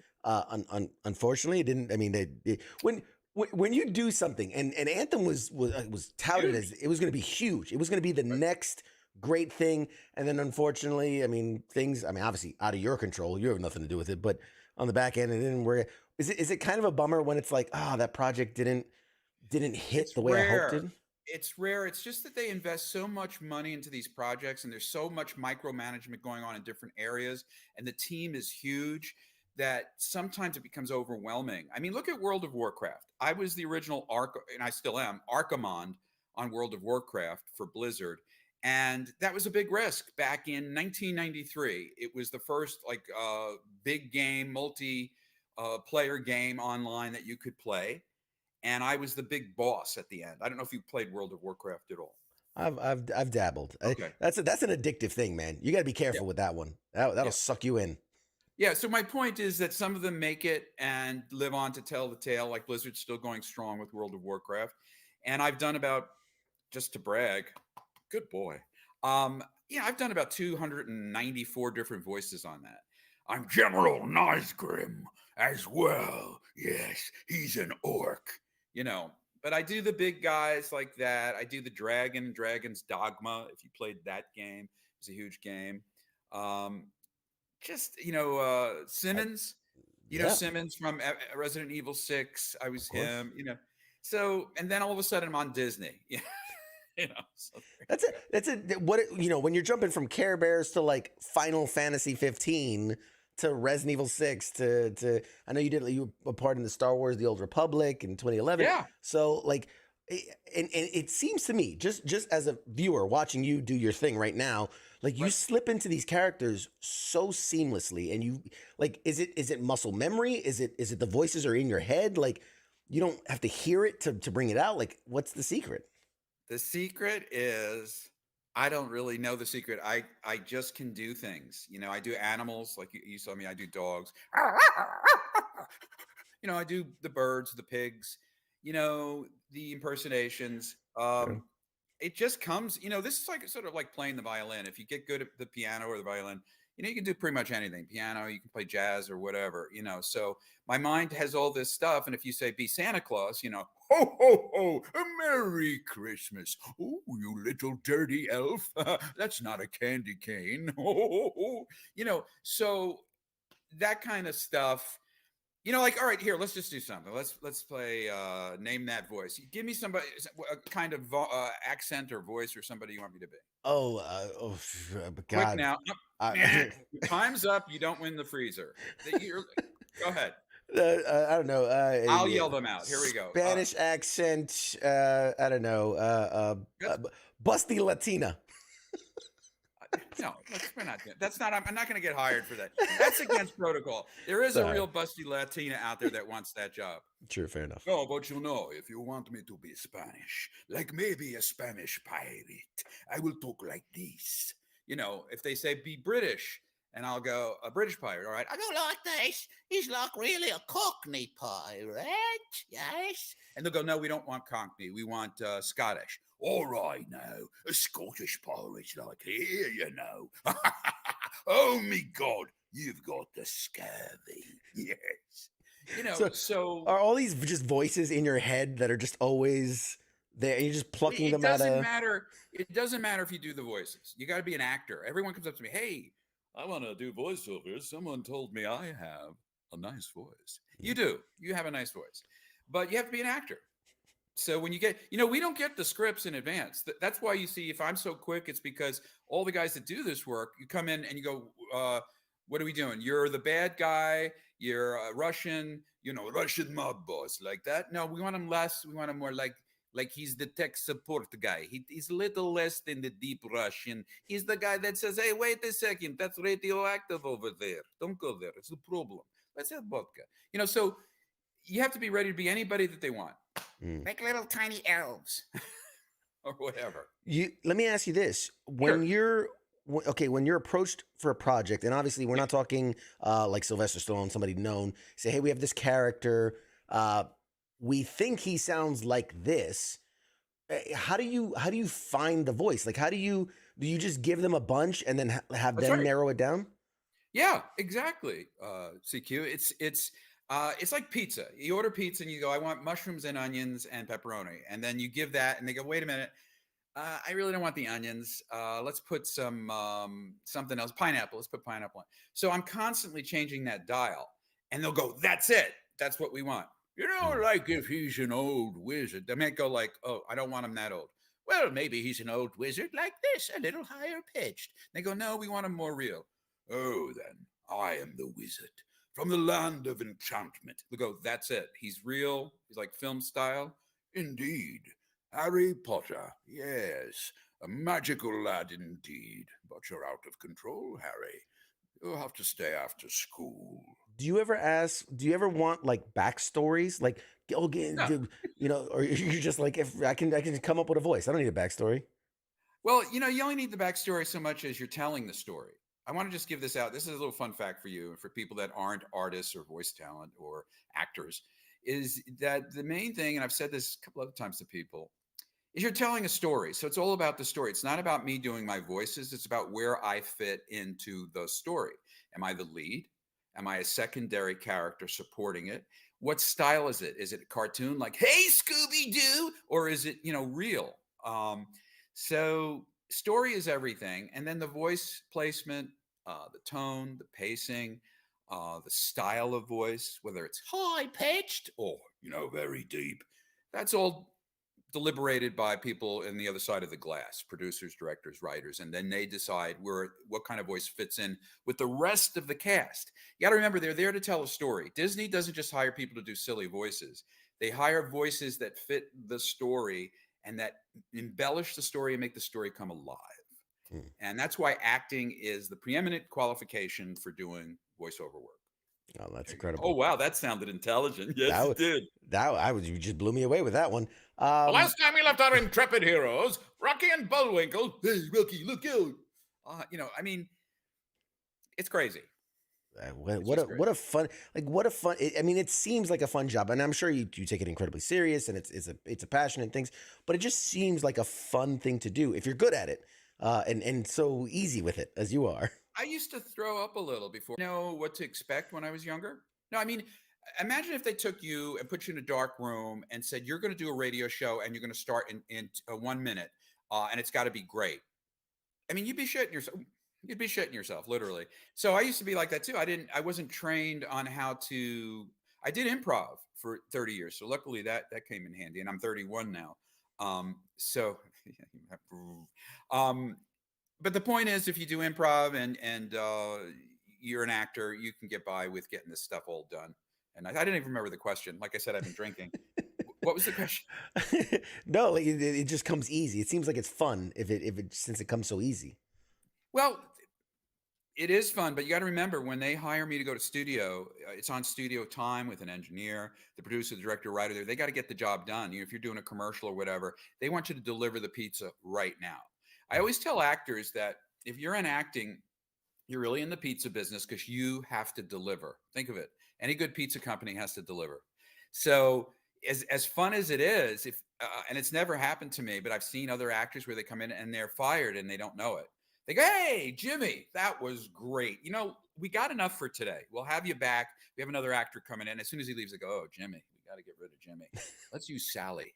Sally here? Yeah, she can play a man. Anyway. You got to be on time and deliver the pizza. Yeah. How was that? Great. I got a couple questions for you. A couple random questions. So what is something that you've done? You're super proud of it, that you were really were into this project, and maybe for whatever it is, it didn't get its fair shake, or not a lot of people saw it. But you want them to go check it out. You want them to go see what you did. That's funny you should ask that. I did this porn. Oh, no, I did this one. No, you're laughing. I know. I was, instead of John Wick, I was Juan Dick. You heard that joke already, but it's still funny as hell. I was in do you know Superman? You know Superman, right? Of course. Yeah, and DC Comics. Well, about 15 years ago, I got the chance to be Superman in Superman Red Sun, where he's a Russian Superman. And it was a motion comic. I don't get much call for some reason for Marvel or DC of late. I'd love to. Thank you, guys. And also Star Wars would be nice because I can do it. But I got to play Russian Superman, and he had to be believable as Superman. Lois, Jimmy, it's best you not be here. I have to go. I have to fly to the United States and fight them because I am Soviet Superman. So I had to do that. If you watch it, it's on YouTube. It's something that's kind of cool, and it's not been advertised or anything. No, absolutely. I happened to see a clip, and I thought you did a phenomenal job. I Yeah. do my research before these, but I that was I heard that. one I was gonna actually ask you about the idea of getting to portray Superman, and like that's a big call. Like, Yeah. it- It's Superman. I also was up for Superwoman, but they went with a girl. I don't know what that's about. you win some, what you are you lose some. gonna do? Huh? You know what I'm saying? It's a problem. What is because I know you do a lot of the conventions and the meet and greets and things like that. What's the craziest fan interaction you've ever had? You know, I got to tell you something. You're not going to believe this. We were, what city were we in? I think it was Anime Inc. I just did Anime Inc., which is one of the first anime tattoo conventions. It was in Richmond, Virginia. And we had a pretty good attendance. There were like 400 tattoo artists there. And one of the girls came up, and she's a huge fan of Jiraiya, and she was falling all over the floor. I couldn't get her off the floor. She was like sweating and just, loves me, and was going crazy. And it was just, I was humbling. I have a lot of guys like that cry. If you're not familiar with Naruto, you won't probably understand this, but a lot of guys grew up without dads. And they watch Naruto. And the character is very silly. It's like Kabuki at sometimes, and other times he's dead serious, like I'm talking right now. And he comes across as a father figure to Naruto and educates him with wise, sage-like advice. And so many guys come up crying and hugging me, saying, "You were my father." He goes, "I didn't have anybody, and I watched this show, and I felt like you were my dad." So I recently had an incident like that with a guy, and I said, "I'll be your father." He was this young black gentleman, and he not that it matters that he was black, but he came up, gave me a big hug, and he was crying. And he said he didn't have a dad, and I said, "I'll be your dad." I gave my phone number. There he is right now. No, David, you suck. I'll never see you again. Love, your wife. No, so I told him, I mean, I don't do this often, but I gave him my Google phone number. I said, if ever you need anything, advice or whatever. And he called me right away for money. And I thought that was weird. No, sorry. Sorry about that.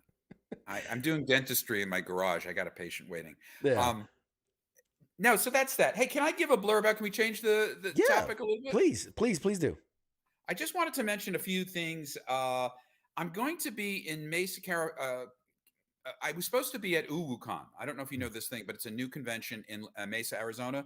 And I got really sick, and I got online. I told everybody I was sick. So I'm going back to Mesa, hopefully in February, to Olympus Comic Book. So anybody in the Arizona area that wants to come out, I'll be signing autographs and happy to be there to make up for the fact that I wasn't there when I was ill. Some of the other shows, because I know you guys want to meet me. Why? Please. I have no idea. Hey, man, you're cool. GalaxyCon is something that they're looking into. Evasive Comics out here in California, Techo, KatsuCon, Amazing Las Vegas, WonderCon. If there's a particular convention you want me to be at in your area, contact my manager at Epic Talent. I will be appearing with hopefully Debbie Mae West. Now, for the uninitiated, Debbie Mae West lives in Hawaii. I hate her. She plays the love interest of Jiraiya that he never gets before he's, I can't say this, but the love interest he never gets. And she's coming to town.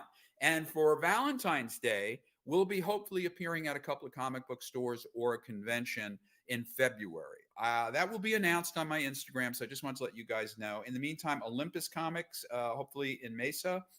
And if there's any artists out there that do stuff like this, that wants to do Jiraiya, contact my manager, and we'll see if we can't get some art going. I just wanted to put that out there. Or I might be in Hawaii too at some point. But there you go. Hey, that is so awesome. Man, it's so much good. So, we were just I was literally just at WasabiCon, which is one in Jacksonville, Florida. How was it? It was great. A lot of amazing anime presence and cosplaying, and there was some voiceover actors there. Really, really, really great time. A lot of fun. How many voiceover talents were there? I want to say there was 7 or 8. Because it was more it's more focused on the anime and the gaming and the trading card game, but there was a nice little section that had like the voiceover artists and a lot of representation there. Naruto and Dragon Ball and all those there. Did you meet the Dragon Ball Z people? The lines were. Was it Dan Green? I can't remember what the name of the. I don't get to meet a lot of the other actors. There's a couple, yeah. Sean and oh my god, I can't. I'm gonna draw a complete blank. Anyway, that's okay. But no, listen, I'm gonna let you go because you have been giving us a whirlwind of talent. I know. Thank you. I don't know. Do you wanna real quick? I'll shut up and then you can like a pop culture warrior plug in some voice. I don't know. I just want to also mention I'm on Transformers. There's a huge group of people that are into that, and I play 3 or 4 different Transformers, and Dr. Monaco, the evil guy. So there's a lot of huge fans from the past on that. I'm also was on the Power Rangers for 15 years as Villamax and Loki, and I've never shown up at any of the conventions for Power Morphicon and whatever, but I hope to. There's nothing I really want to say except that I want to thank the fans. You know, without them, I'm really nobody. And I'm only as good as my next gig, as much as I'm idolized at home, which is good. I really appreciate my fans, especially, once again, all the people in the military. The one reason I'm doing this is because I just want to show great appreciation for you guys. And avoid IEDs, and women use IUDs. Wow, that was a very strange comment. You know the difference, right? But thank you for having me. I know I overtook your radio show, and I know you're not wearing. Yeah, I'm sorry. I apologize. No, this is great. Thanks for being my fans, guys. I love you. I hope to see you at one of the shows. And yeah, before I die, get my signature. It'll be worth a lot of money. All right, we'll leave it with that. Awesome. I got to get back to taxes. Yes, thank you so much, guys. We're gonna toss it to a quick break so I can say goodbye to our guests. This has been the incredible David Lodge. Go check him out. Watch all this stuff. Follow him on social media, and go find him at a convention and give him a big hug because he likes those. And kind look of for things. me in my new movie, Juan Dick. What? I mean, John Wick. Yes, the multiversal spinoff. All right, guys, we'll be right back. Stay tuned.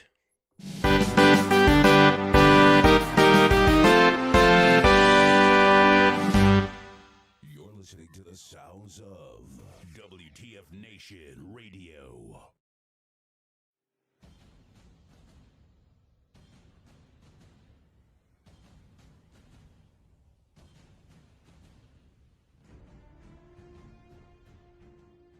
Hey, you there? Yeah, it is right, you. Let me ask you something, right? Where the hell do you think that you're going?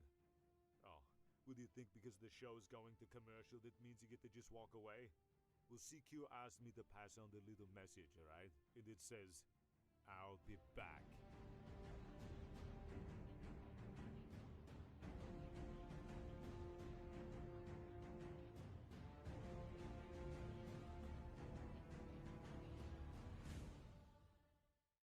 After all I've done, after all I've done, do you love me now? Do you love me now? After all I've said, running through your head, do you love me now? Do you love me now?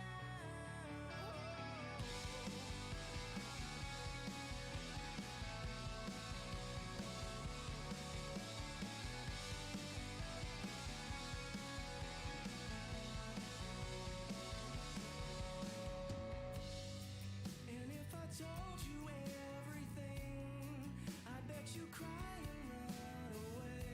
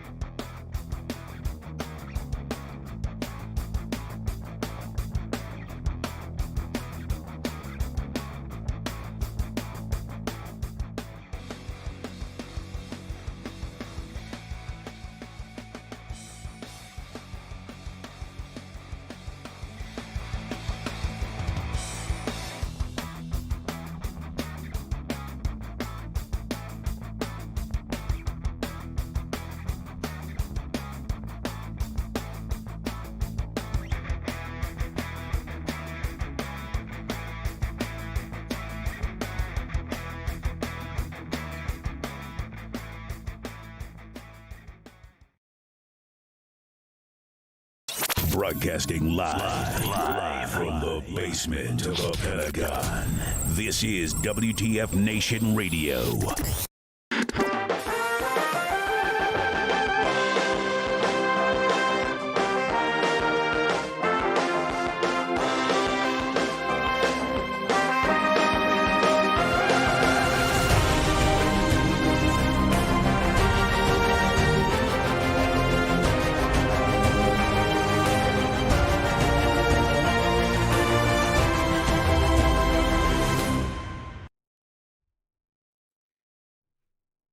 Hey everybody, welcome back to the show. Hi-yo. That was terrible. Yeah, you're not good at that. I had a You're not good at all. I had a voiceover actor, and now I come back thinking like I'm a character. Hey everybody, welcome back to the Hey. show.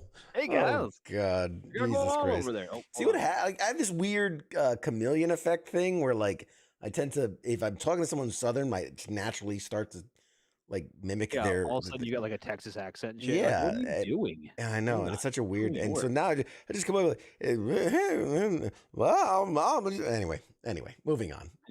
I'm just embarrassing myself at this point. Hey, everybody, welcome back to the show. I think this is my normal speaking voice, and there's Radar. Hey, Radar. Hi, Radar. Dude, David Lodge, what a character. A high energy. That was wild. That was great. I don't know how many shots of espresso he had before that interview, but all of them. I think all of them is the answer. But you know, man, like, but that. Oh God, but those are so fun. yeah, he was. Those are he so was- fun. I love exciting interviews It's like that. it's one of those where it's just like buckle in and just hang on. Yeah, buckle Um, up, baby. The show's about to begin. That was something else. And apologies. Apparently, I'm being told that the music was low in the break. I apologize. That's on my end. Didn't realize I had the music knob down. That won't happen again. All right, where we left off. Yes. I promised trailers. I have a couple more. Radar, what say you? Should we finish off the last couple trailers I have before we call it a Absolutely. night? I wish you would have done a graphic though, and it, like we could have been like the Trailer Park Boys. I have my glass. I have my Bubbles glasses on and everything. All right. Well, this one, I'm not even going to say who sent it in, but Let's see if we can guess. this one's for them. right. Please enjoy the trailer for the third in the trilogy of Alrighty. Well, that certainly was a trailer. It was something. Thank you for whoever sent that in. It was I don't- Heath. You can just say it was Heath. It's fine. I don't have words. You know, it reminds me of when I pitched a show and it was called Jiggly Jake, but it didn't go as far as Magic Mike did. Apparently. that was that going to be the Wednesday night show on WTF Nation Radio? Jiggly Jakes. Should have been Jiggly Jake. Jiggly Jakes. Jiggly Jake's Roadhouse or some shit. Okay, not saying that I've seen the Magic Mike movies, but was there not really a plot? It was just scenes of him and like Joe Manganiello stripping. Like, when did it become a story with like a premise and reasons? It's a story that they're you know, it's a I'm not even gonna say a down your luck story because goddamn, if you're built like that, you shouldn't be down on your luck. I mean, is it me or does that not feel like female porn? Is that what it's a basically what- story? He needs to dance for love. Like, that just seems. It's the same people who right now are watching like the Hallmark Christmas movies. That's their Valentine's Day present. He must dance for love. I used to swing my dick for money. Yeah, I swing my dick That's for what we money. should have did is just play Swing our trailers. dicks around? No, that's a horrible idea. There's a reason Channing Tatum's in that movie and not me. No, let me clarify.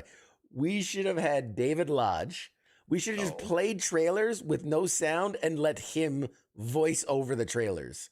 My God. In a world where there's not enough sexy male dancers, one man must bring all the women to their knees. Yes. Channing Tatum is Magic Mike. Jiggly Jake. Oh,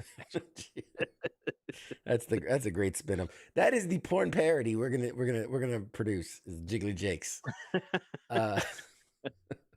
Anyway, right up there with shaving Ryan's privates. Jesus Christ, we have completely gone off the rails at this point. See what happens? Show one mildly pornographic show. We're just out of it. Oh God. I feel Okay. objectified. I do too. Couple more, and we're done. A couple more, and we're done. Here is again sent in by a viewer. This is Legion of Superheroes.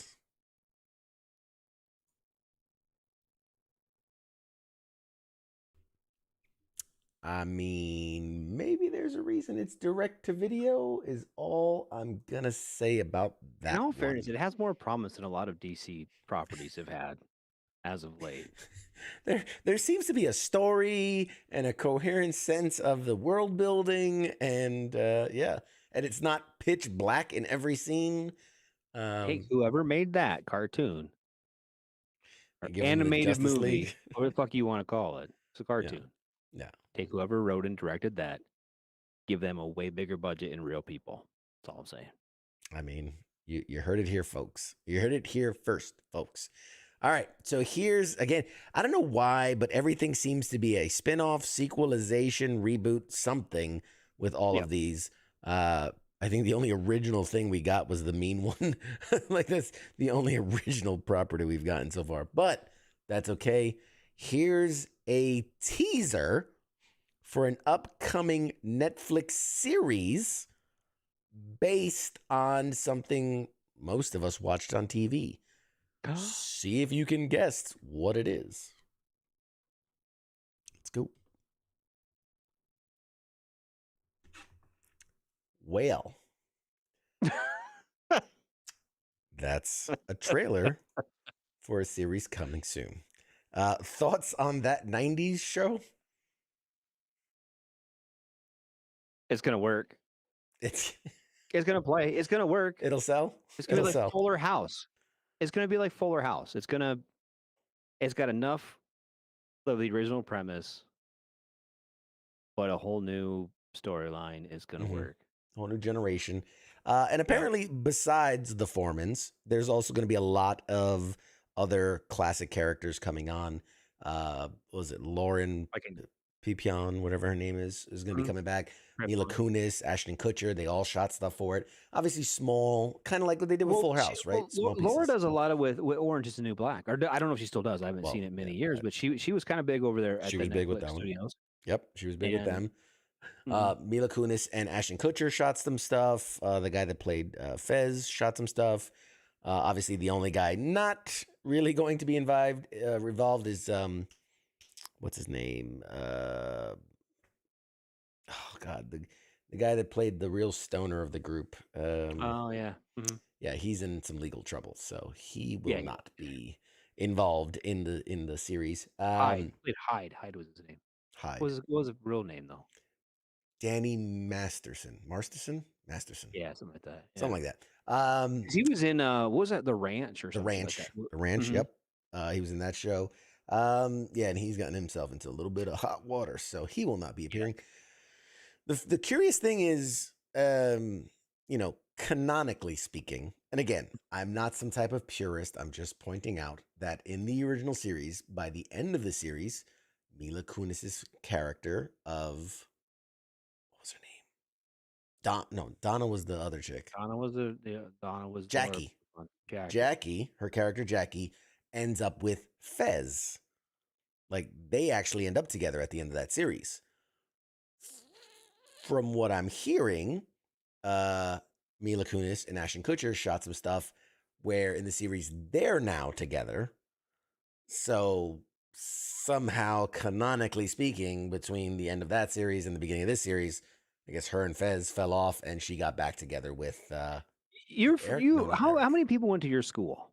How many people from your town? I don't know, hundreds. Like, when you went to high school, like how many people were in your class? In my class? Yeah. 40 something? Oh. That graduated with you. Only 40 people graduated the same day. Graduated. Sorry. When I hear class, I think because we were broken up into separate rooms and things like that. So yeah, you have different graduated classrooms. is You're not just all in the same fucking gym, 220. circle jerking each other all day. Well, get I that. don't know. You say class. I thought like class. When I say class, I mean graduating class. How many people like graduating walk class. across the day you graduated? People walk across the stage. It was pretty small. It was like 220. Something like that. It's pretty small. Okay, that's not small. It was pretty That's small. not small. For a big city.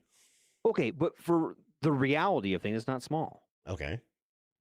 Like around here, there's like 30 or 40 kids. Like some of these schools around here is like 30, 40 kids, right? Yeah, I live in like rural America, right? Okay. Which is where that's filmed. Granted, they're in Wisconsin, right? In South Dakota, but it's the same.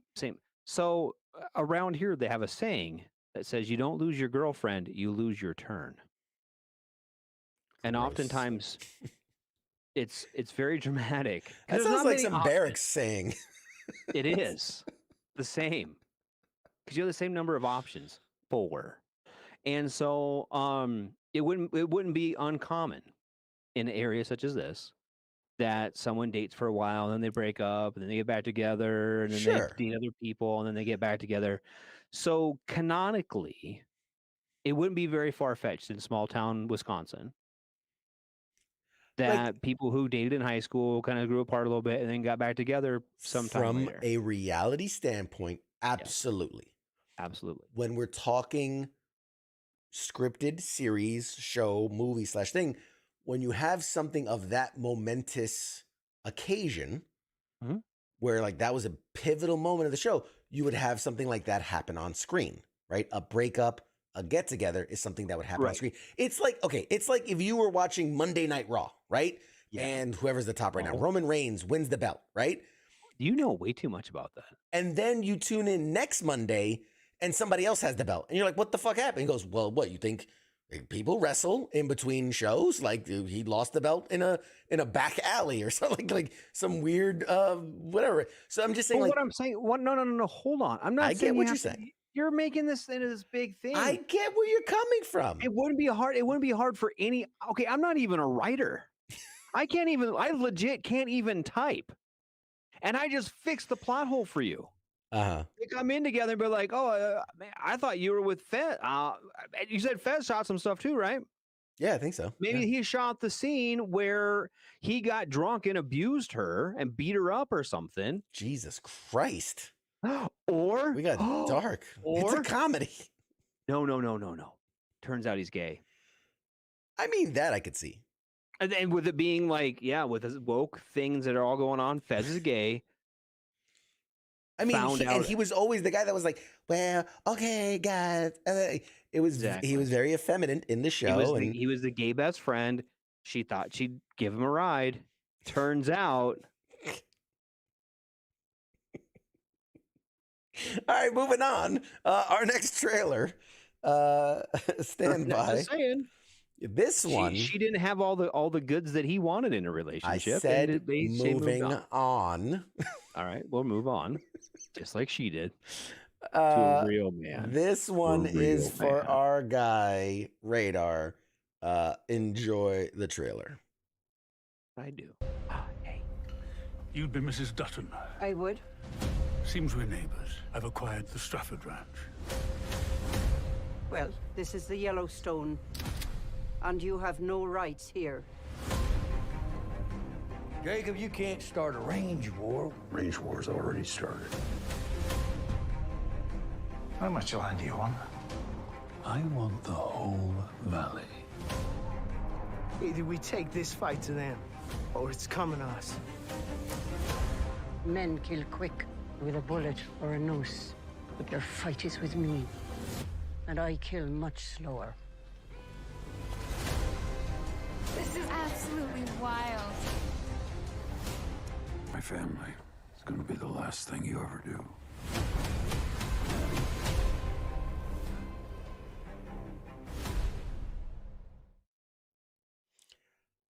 There you have it. 1923. Season 1 coming soon. Are you excited? Are you excited for that? I am. I am for a couple of reasons. One, Okay. It's supposed to take place not too far from where I live, right? Okay. Secondly, the whole Yellowstone series, maybe not the first one, but the actual Yellowstone, and now this, it brings to light something that is near and dear to my heart. That old white people shooting it out. No, this part of the country is amazing, and we don't fucking want anyone to move here. That's the premise of the whole show. Don't fucking come here. And that's beautiful to me. It speaks to It's beautiful. It speaks to me right here. It just as I touches you in drive a around and place. I watch all these multi-million-dollar Airbnbs being built for people who don't even fucking live here, and I just want them to all burn down. So when they blow something up in the fucking show, and fucking Sling, right? We've talked about this. I don't have cable anymore. I haven't for several years. Sure. Well, I have had Sling TV for two things: Monday Night Football. Okay, because that's the only thing it was on. Well, without paying for cable. True. Right. And Yellowstone. Go sit down on Sunday night, turn on Yellowstone, doesn't come on. Was 40 some bucks, 40 and some tax, right? They wanted an additional $7 to watch fucking Yellowstone. They put it in like the comedy pack. How the fuck is that comedy? You're a comedian. How fucking funny does that show look? Would you rate that as comedy? I don't fucking think so, Sling TV. So you know what I did? I got in there and I fucking canceled that shit. You Fuck showed that. them. Yeah. I did. They're not getting my fucking money. But you know what? According to like Twitter and everyone else, not the only fucking person to have done it. So maybe. Well, now it's on Paramount Plus. No. There's some the Yellowstone, actual Yellowstone. It's not. I see. On the Paramount Network. I see. It's not on Paramount Plus. The 1893 or whatever, the one with Faith Hill and Tim McGraw. Yeah. That one was. This one's on Paramount Plus. So there was some contractual thing they had when the first Yellowstone came out that it has to be on a different. Yeah. Scott says, first, is this the sequel to the prequel of Yellowstone? Yes. Okay. And he also says it is a comedy because they think it's funny to take your money. And you take my fucking money. Fuck them. I was so goddamn mad. I was like, I rage quit. I rage quit fucking Sling TV. Fuck them. All right. Moving on. This is one that I'm actually looking forward to. And I pray to baby Jesus they don't mess this up. We saw the trailer. The HBO series was coming, The Last of Us, based on the hit video game, which I really feel like HBO is doing a good job with it. Fingers That's crossed. the last dude, the last man. No, Last of Us they're like, 'cause it's zombie apocalypse kind of thing, but they're not zombies. Okay. They're clickers. There's more like it's a fungus, like a fungus thing that drives them insane. But basically, It's same not very premise. fun They at bite all. you, you die, all that stuff. They're zombies. They're zombies without being the undead part of it. They're like parasitic, whatever. So that's that one. Yes. This is another video game franchise that's finally coming to live action, and it's not the Twisted Metal series that we were talking about, but here is the Fallout series coming to Prime Video. And they don't really have footage yet, but this is a little peek behind it. You stop your hussing and pussing, just watch. Gotta fuck it up.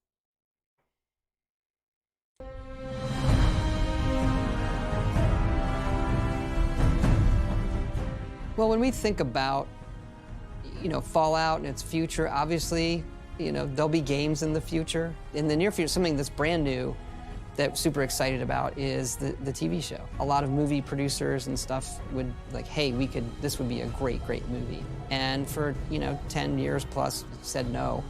Just wasn't the right fit. It's fun to see, I'm glad that an IP that I helped make has grown and has turned into this franchise. I mean, we're getting a TV show. So I've actually been blown away by how much they've stuck with our original visions and designs on the visual side of our world building in the games, directly translating that to the screen. It's sort of, it's reassuring that, well, we got it right the first time. Like our approach to Fallout was correct, and it is the way forward, even making the jump to another medium. One of the people I've always wanted to do it was Jonathan Nolan. I love the movies he's written and worked on with his brother, and his TV shows with Lisa Joy, Westworld. And Jonah and I connected and was, would this be something that would interest you? And it turned out he was a big fan of it. Can you tell us a little bit about Fallout? Fallout? Fallout, the video game? I love video games. I'm not familiar with the Fallout. Tell me a little bit about it. Thanks, Adam. It's a video game. 25th anniversary is coming up in October. Fallout. Yes, the post-apocalyptic, humorous, dark, bleak, brilliantly written, annoyingly playable video game franchise. How did you get involved? Well, several years ago, I decided I was going to write the next great American novel. And then a friend gave me a copy of Fallout 3, and now I'm working in television.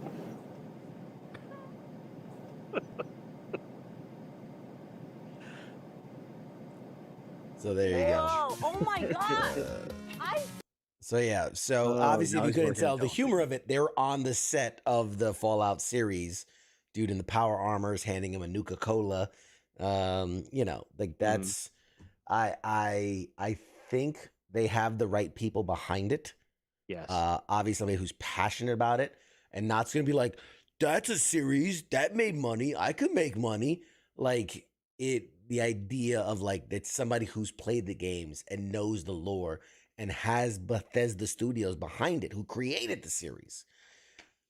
I hope for it to be good. And it's on Prime, which if I had to pick, I'd say, HBO and Prime are the two companies really putting money behind. Now, Netflix is also, again, as a guy who's writing a TV series, Netflix is putting a lot of money behind these series, but the issue with Netflix is it's weird. Regardless of the success or the love behind the show, it's hit or miss on what gets a second season. They're very throw it out there, see what sticks, and unless it's an uber hit, or has uber talent like Ryan Reynolds and Rock and we'll sequelize that. But a show like Wednesday, which is really good, it's not like they're committed to it. You don't really know if it's going to have a second season or any of these shows. They're not a network that is really known for its sequels. Stranger Things aside, right? They're season 5 or whatever. But you really think about other shows that came out on Netflix, and there's not a lot that get a second, third, fourth season. So for something like this, Prime, HBO, I feel are good places where they're trying. I feel like Prime has really been knocking out of the park. Yeah, they're trying to build franchises. They're trying And to build. they've done stuff. that. They've done that since kind of the beginning with The Man in the High Castle. Yeah. That was really one of the first that I can think of successful. What's his name? John Krasinski, the Jack Ryan. Yeah, Jack Ryan. That's another one. They're trying to build these series. They were kind of building that stuff. I know Netflix did with their Marvel shows and stuff and whatnot, and there was some other stuff that but I really feel like Amazon's kind of been they've done a pretty decent job as far as creating their own content. I mean, obviously Disney's eclipsed them, I think, a little bit, but Disney Studio and Marvel Studios have so much money to put behind it. So much money. Who has more money than Amazon, though, right? Fucking Disney's good. Disney will punt. They're about the same weight class, man, when it comes down to it. There was as rumor far as that, their studios. Well, yeah. As far as their studios go. Remember 2 years ago, pandemic hit. Remember Disney almost went belly under, and Apple was talking about buying them, and Amazon was talking about buying them. So just remember who really does swing the big stick. I mean, well, yeah, but they got into a little lull right there. But I'm saying, as far as production quality, talent, name recognition, Amazon is getting up there with Disney Plus. Absolutely. But Disney Plus still eclipses them. And I think with them being in the game, that kind of splits it up a little bit. Now, that being said, they really have a shot at this, I think. Yeah. Done right. Yeah. Agreed. Done right. But Amazon, I don't know, man. Well, because when you say Disney, the first thing you think of is productions, is videos and movies and cartoons. When you say Amazon or Prime, the first thing you're not thinking of is Prime Video. It's, right. shopping and things like that. So there is the association.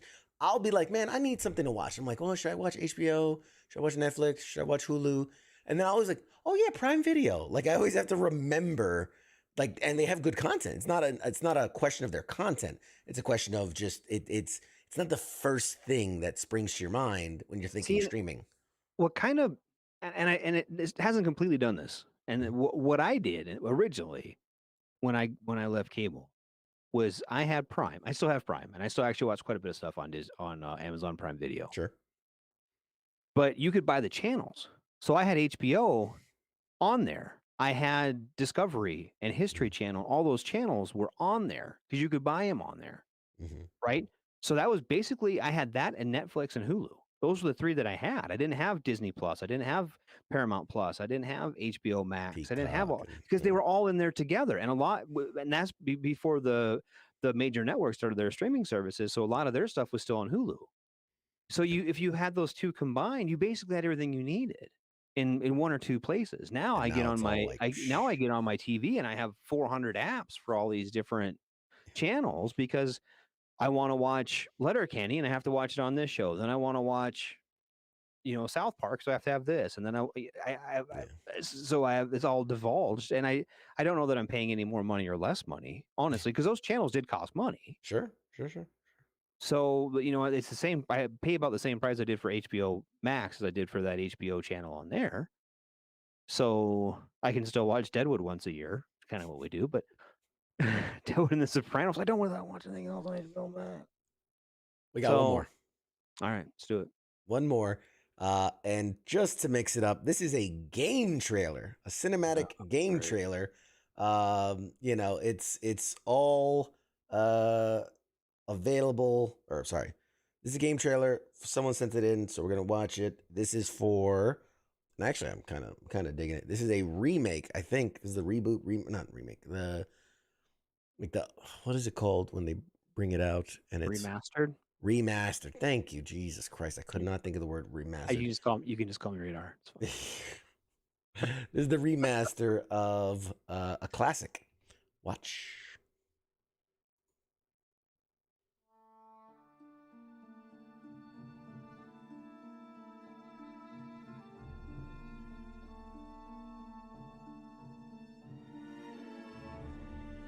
Right away, people should get what it is. Yep. Korriban, ancient birthplace of the Sith.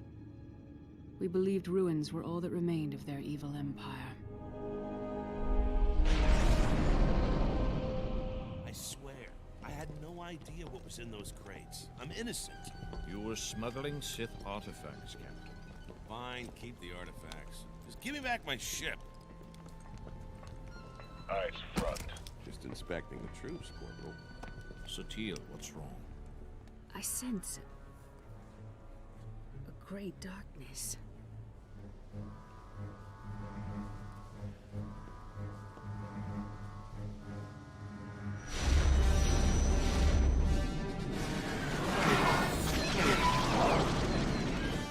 Sith Empire has returned.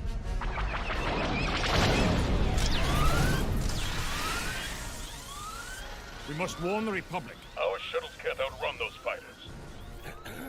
Well, guess who's got the fastest ship in the sector? Station defenses breach. All hands evacuate.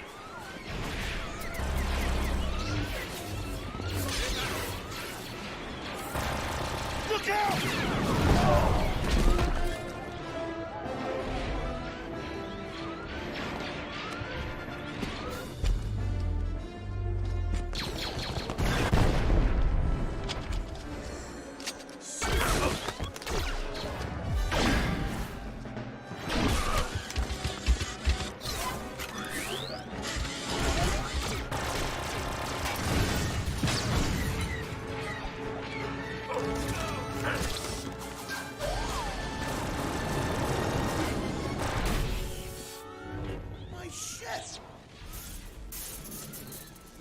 Why?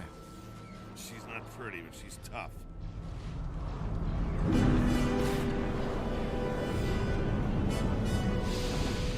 Captain, prep your ship. This is our fight.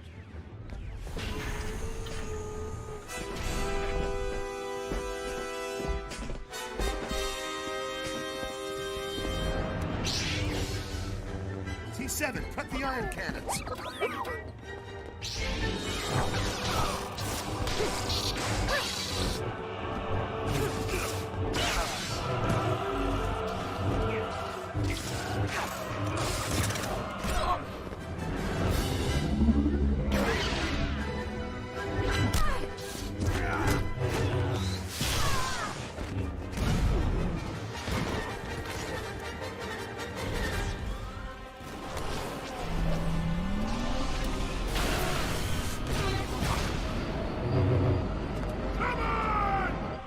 Go, Satil. You must walk a different path.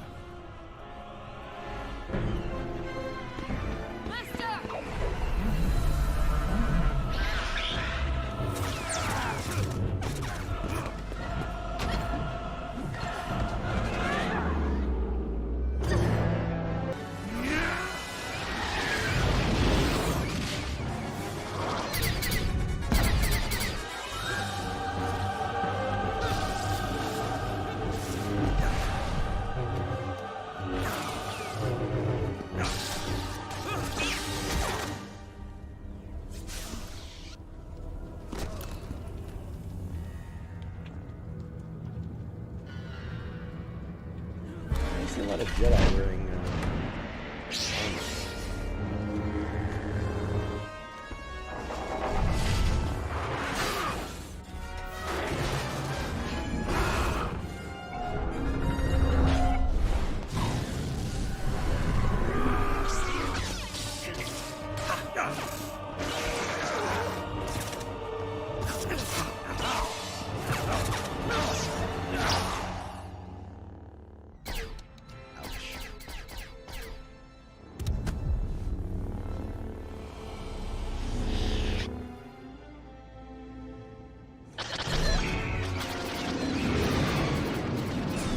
Keep them off me! Hyperdrive's almost ready!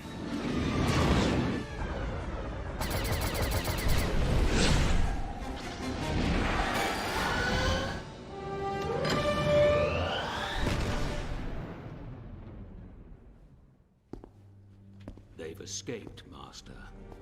You failed. No, Malgus. This is only the beginning. Yes.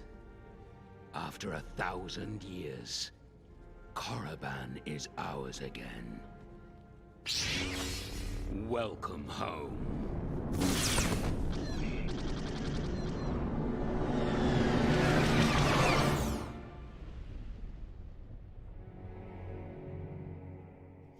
Alrighty. So, clarification that came in while we were watching that is that's not a remake. You're right. That is the trailer, the cinematic trailer for Star Wars: The Old Republic MMO from like 2011. I was sent it, and someone gave me the wrong information. But still, you know, is it me or was it like those cinematic trailers? I give them credit, man. Every time Star Wars releases a cinematic trailer for one of their games, so well done. And I'm like, how is it that like the Star Wars movies can't be that engaging?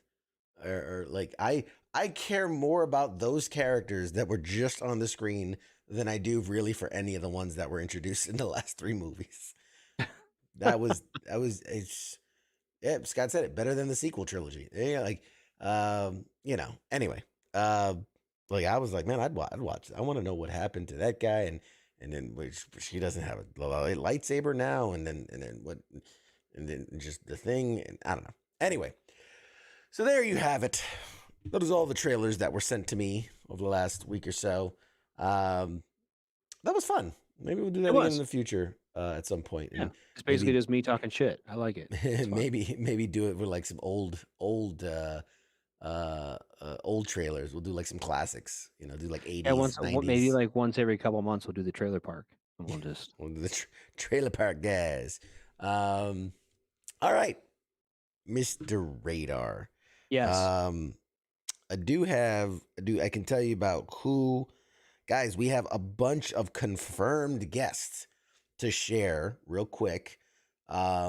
Next week, with caveat, this is a working actress who wants to promote a couple things that she's starred in and another one she's directed.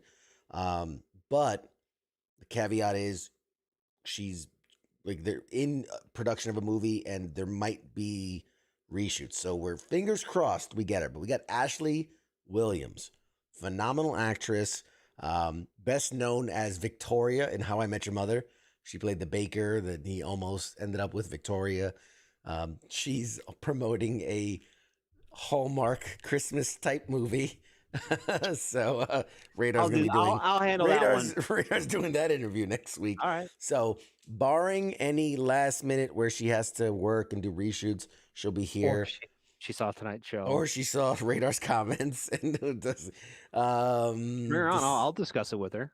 The week I'll bring after my wife that, down to the bunker and she can talk to her as well. The week And after they can- that, and they can hash it out. the week after that, December 13th, we have Chad Lindbergh, again, incredible actor. He was most famous for playing the little white scrawny kid, the younger brother guy that dies in the Fast and Furious, the first one. He was the one guy that died and stayed dead in the Fast and the Furious franchise. He's not Chad. part of the family. He's not. He's no longer part of the family. But he kicked off the whole that. Then we'll take 2 weeks off for the holidays and come back in January. We got John Billingsley, a number of amazing things he's done. Most notably, I think Star Trek. Yes. And then one that I'm really excited for, January 31st, which is my birthday episode. He is John Carroll Lynch, incredible actor that has done a bajillion things. And guys, we have so much more in John store. Carroll Lynch, he was supposed to be on before, wasn't he? He was. He He got had to pulled away postpone or for he got pulled away for work. Yeah. And we've circled back and it's gonna happen. So very Good, exciting. because I was really stoked about having him on before. As am I, sir. As am I, sir. Because he That's your birthday present. Does he know that? of course he knows that. Obviously. He That's knows why it's he's here. gonna be my birthday present. He has no idea. I wasn't even gonna do a show. It's like it's my birthday. I'm not gonna do a show. I'm doing a show. John Carroll Lynch says he wants to do January 31st. We're doing January 31st. Absolutely. All right. Well, Mr. Radar, we've gotten to that time of the night. I know it's been a while for you, but see if you can dust it off and bring it back. Where we, and by we, I mean you, let the fine people at home know what they can expect here on a typical week of WTF Nation Radio. Well, they should be expecting a lot from us because tonight they've been listening to Pop Culture Warrior with him, CQ, me, Radar. Tomorrow is, for now, is a Don's day, a day of no scheduled activities. It's soon to be home with the Smoke Pit with me, Radar, and my co-host. I don't know what name she's going to use on air yet, so I'm going to pull off on that one. Now, Thursday night, Soren's time. Ice, Spanky. Well, it's not Spanky anymore. Who's doing Soren's time now? Spanky, I thought Spanky was going to pull out. Anyway, Ice and Spanky talking all things Big Army, National Guard reserves, all that fun shit. Thursday nights, Soren's time. Friday night, the aptly named Friday Night Freedom. Every Friday, they're there talking about freedom and all kinds of fun shit. They are hilarious. It's Kaz and Pookie. Those guys are awesome. Check them out. Saturday night, Sunday night, Don's days, no scheduled activities. It's a weekend, baby. We off work. Soon to be home with a sports bar. I don't know. We haven't a date for them yet, do we? Very soon. Very soon. Last I heard was December something, so right around the corner. See, and I haven't talked to Ice yet. I think I talked to my gal earlier this weekend, and I think we're gonna aim for maybe after the New Year. Nice. Start up right after New Year's. Very nice. We haven't Ice. I haven't talked to Ice about it. We haven't. If he wants me to start earlier, we can, I guess. So we'll see. And then so yeah, within the next month or two, we're gonna be pretty busy around here. Having shows 6 nights a week.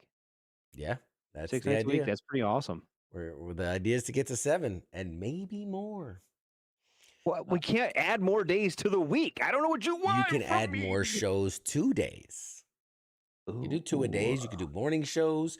Another idea we've been kicking around is maybe like pre-record, like almost like segments that are pre-recorded and then laid out through the day, so they won't be live, but they would be premiered live. You know, it could be like 2 o'clock. We're gonna do whatever. You know. You know what's gonna be the hard part about my show? What's that? It's called the Smoke Pit, and we've had this idea now for since before the pandemic. Before I started with you, right? We've been pitching this show. I like fucking like almost 3 years ago I quit smoking. So I can't sit here and have like the smoke pit and not smoke anymore.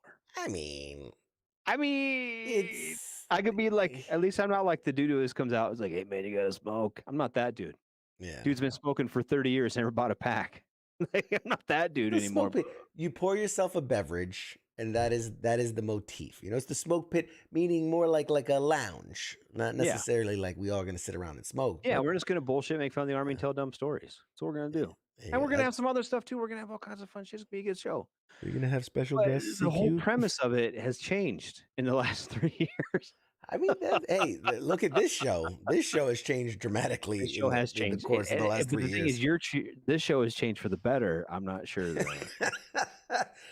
I'm sure people would argue, but We'll all check it right. out. But anyway, okay. So Sunday Exciting. night we're gonna have this. We're gonna have the sports bar, and then Monday, or the Monday edition with Ice and Shipwreck. And then they talk about all things current events, talking about all kinds of stuff like Ukraine and everything, and all kinds of shit going on in the world. Let us know about it. All the things. Break it down. I'm so excited, man. Things are growing and changing, all for the better, and Yes. very exciting, very awesome, stuporendous. You know, experiments. Like Are you just making? Are you we're high? we're just making up words now. But right. yeah. We do that Anyway, now. this has been an absolute blast, guys. You are awesome. Thank you for hanging in. Thank you for hanging out with us, sharing. We'll be back next week with all the typical yada yada yadas. I'm thinking. Yes. So next week's our last episode before the holidays. I think I want to do giveaways. I think I want to pack some Christmas presents. I want to give out some Christmas presents. Oh, so is next week going to be a Christmas episode? I guess it is. No, we have one more week after that, don't we? We're only doing 2 weeks for. We're doing yeah, dude. Next week's only like the fucking 5th. Oh yeah, no, you're right. You're right. That's my mistake. Next week's the 6th. Week after that's the 13th. 13th. We're doing giveaways. Yes. I'm giving gifts on the 13th. I got to get a graphic. We got to get a holiday graphic. We'll do a Buckle holiday Tour. graphic. I might wear a hat. Yeah. I'll wear a Santa hat. I'll put on a little Oh, naughty. we should have our guest on in 2 weeks when we have our Christmas episode. She does do the have it. holiday. What? Well, I'm saying I have a guest for the 13th. I know, but you see what I mean? We should I have the should've girl who's swapped- doing yeah, the yeah, yeah. Christmas I movie. get what you're saying, but schedules, man. These are working people, man. We could do giveaways though next week, so that way people get them in time for Christmas. Or do you want to do them? No, the mail doesn't take that long. Yeah. The 13th to the 20th, 10 days, 12 days. Yeah, we're plenty of time. Anyway. It's literally a week later. That's how the calendar works. Remember the 7 days a week thing we talked about earlier? 13th, well, the 13th through the 25th, that's 12 days. 12 days. That's Yeah, plenty we of got time. some week. Plenty of time. Should be time. What I'm saying is there's time in that time to get out Christmas presents. Yes. Yes. All right, guys. Thank you so much for hanging out with us. We've had an absolute blast. So much more in store. 2022 has been incredible, and 2023 is going to be one for the books. I can guarantee son. it. I can guarantee it. L-I-T lit. And we're coming out the gate strong for 2023. So keep it tuned here, locked in. We love you guys. Until next week. I need a catchphrase. I see you. 3 years, and I still don't have a thing to say at the end You of the say show. that shit every week, and you still I don't know. have one. I know. That is now the catchphrase at the end of the show. I need a catchphrase. Until next time, I need a catchphrase. Shots. See you guys.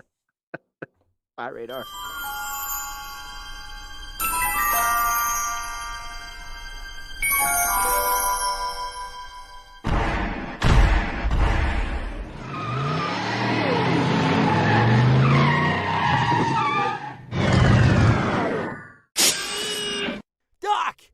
Fuck! Oh no!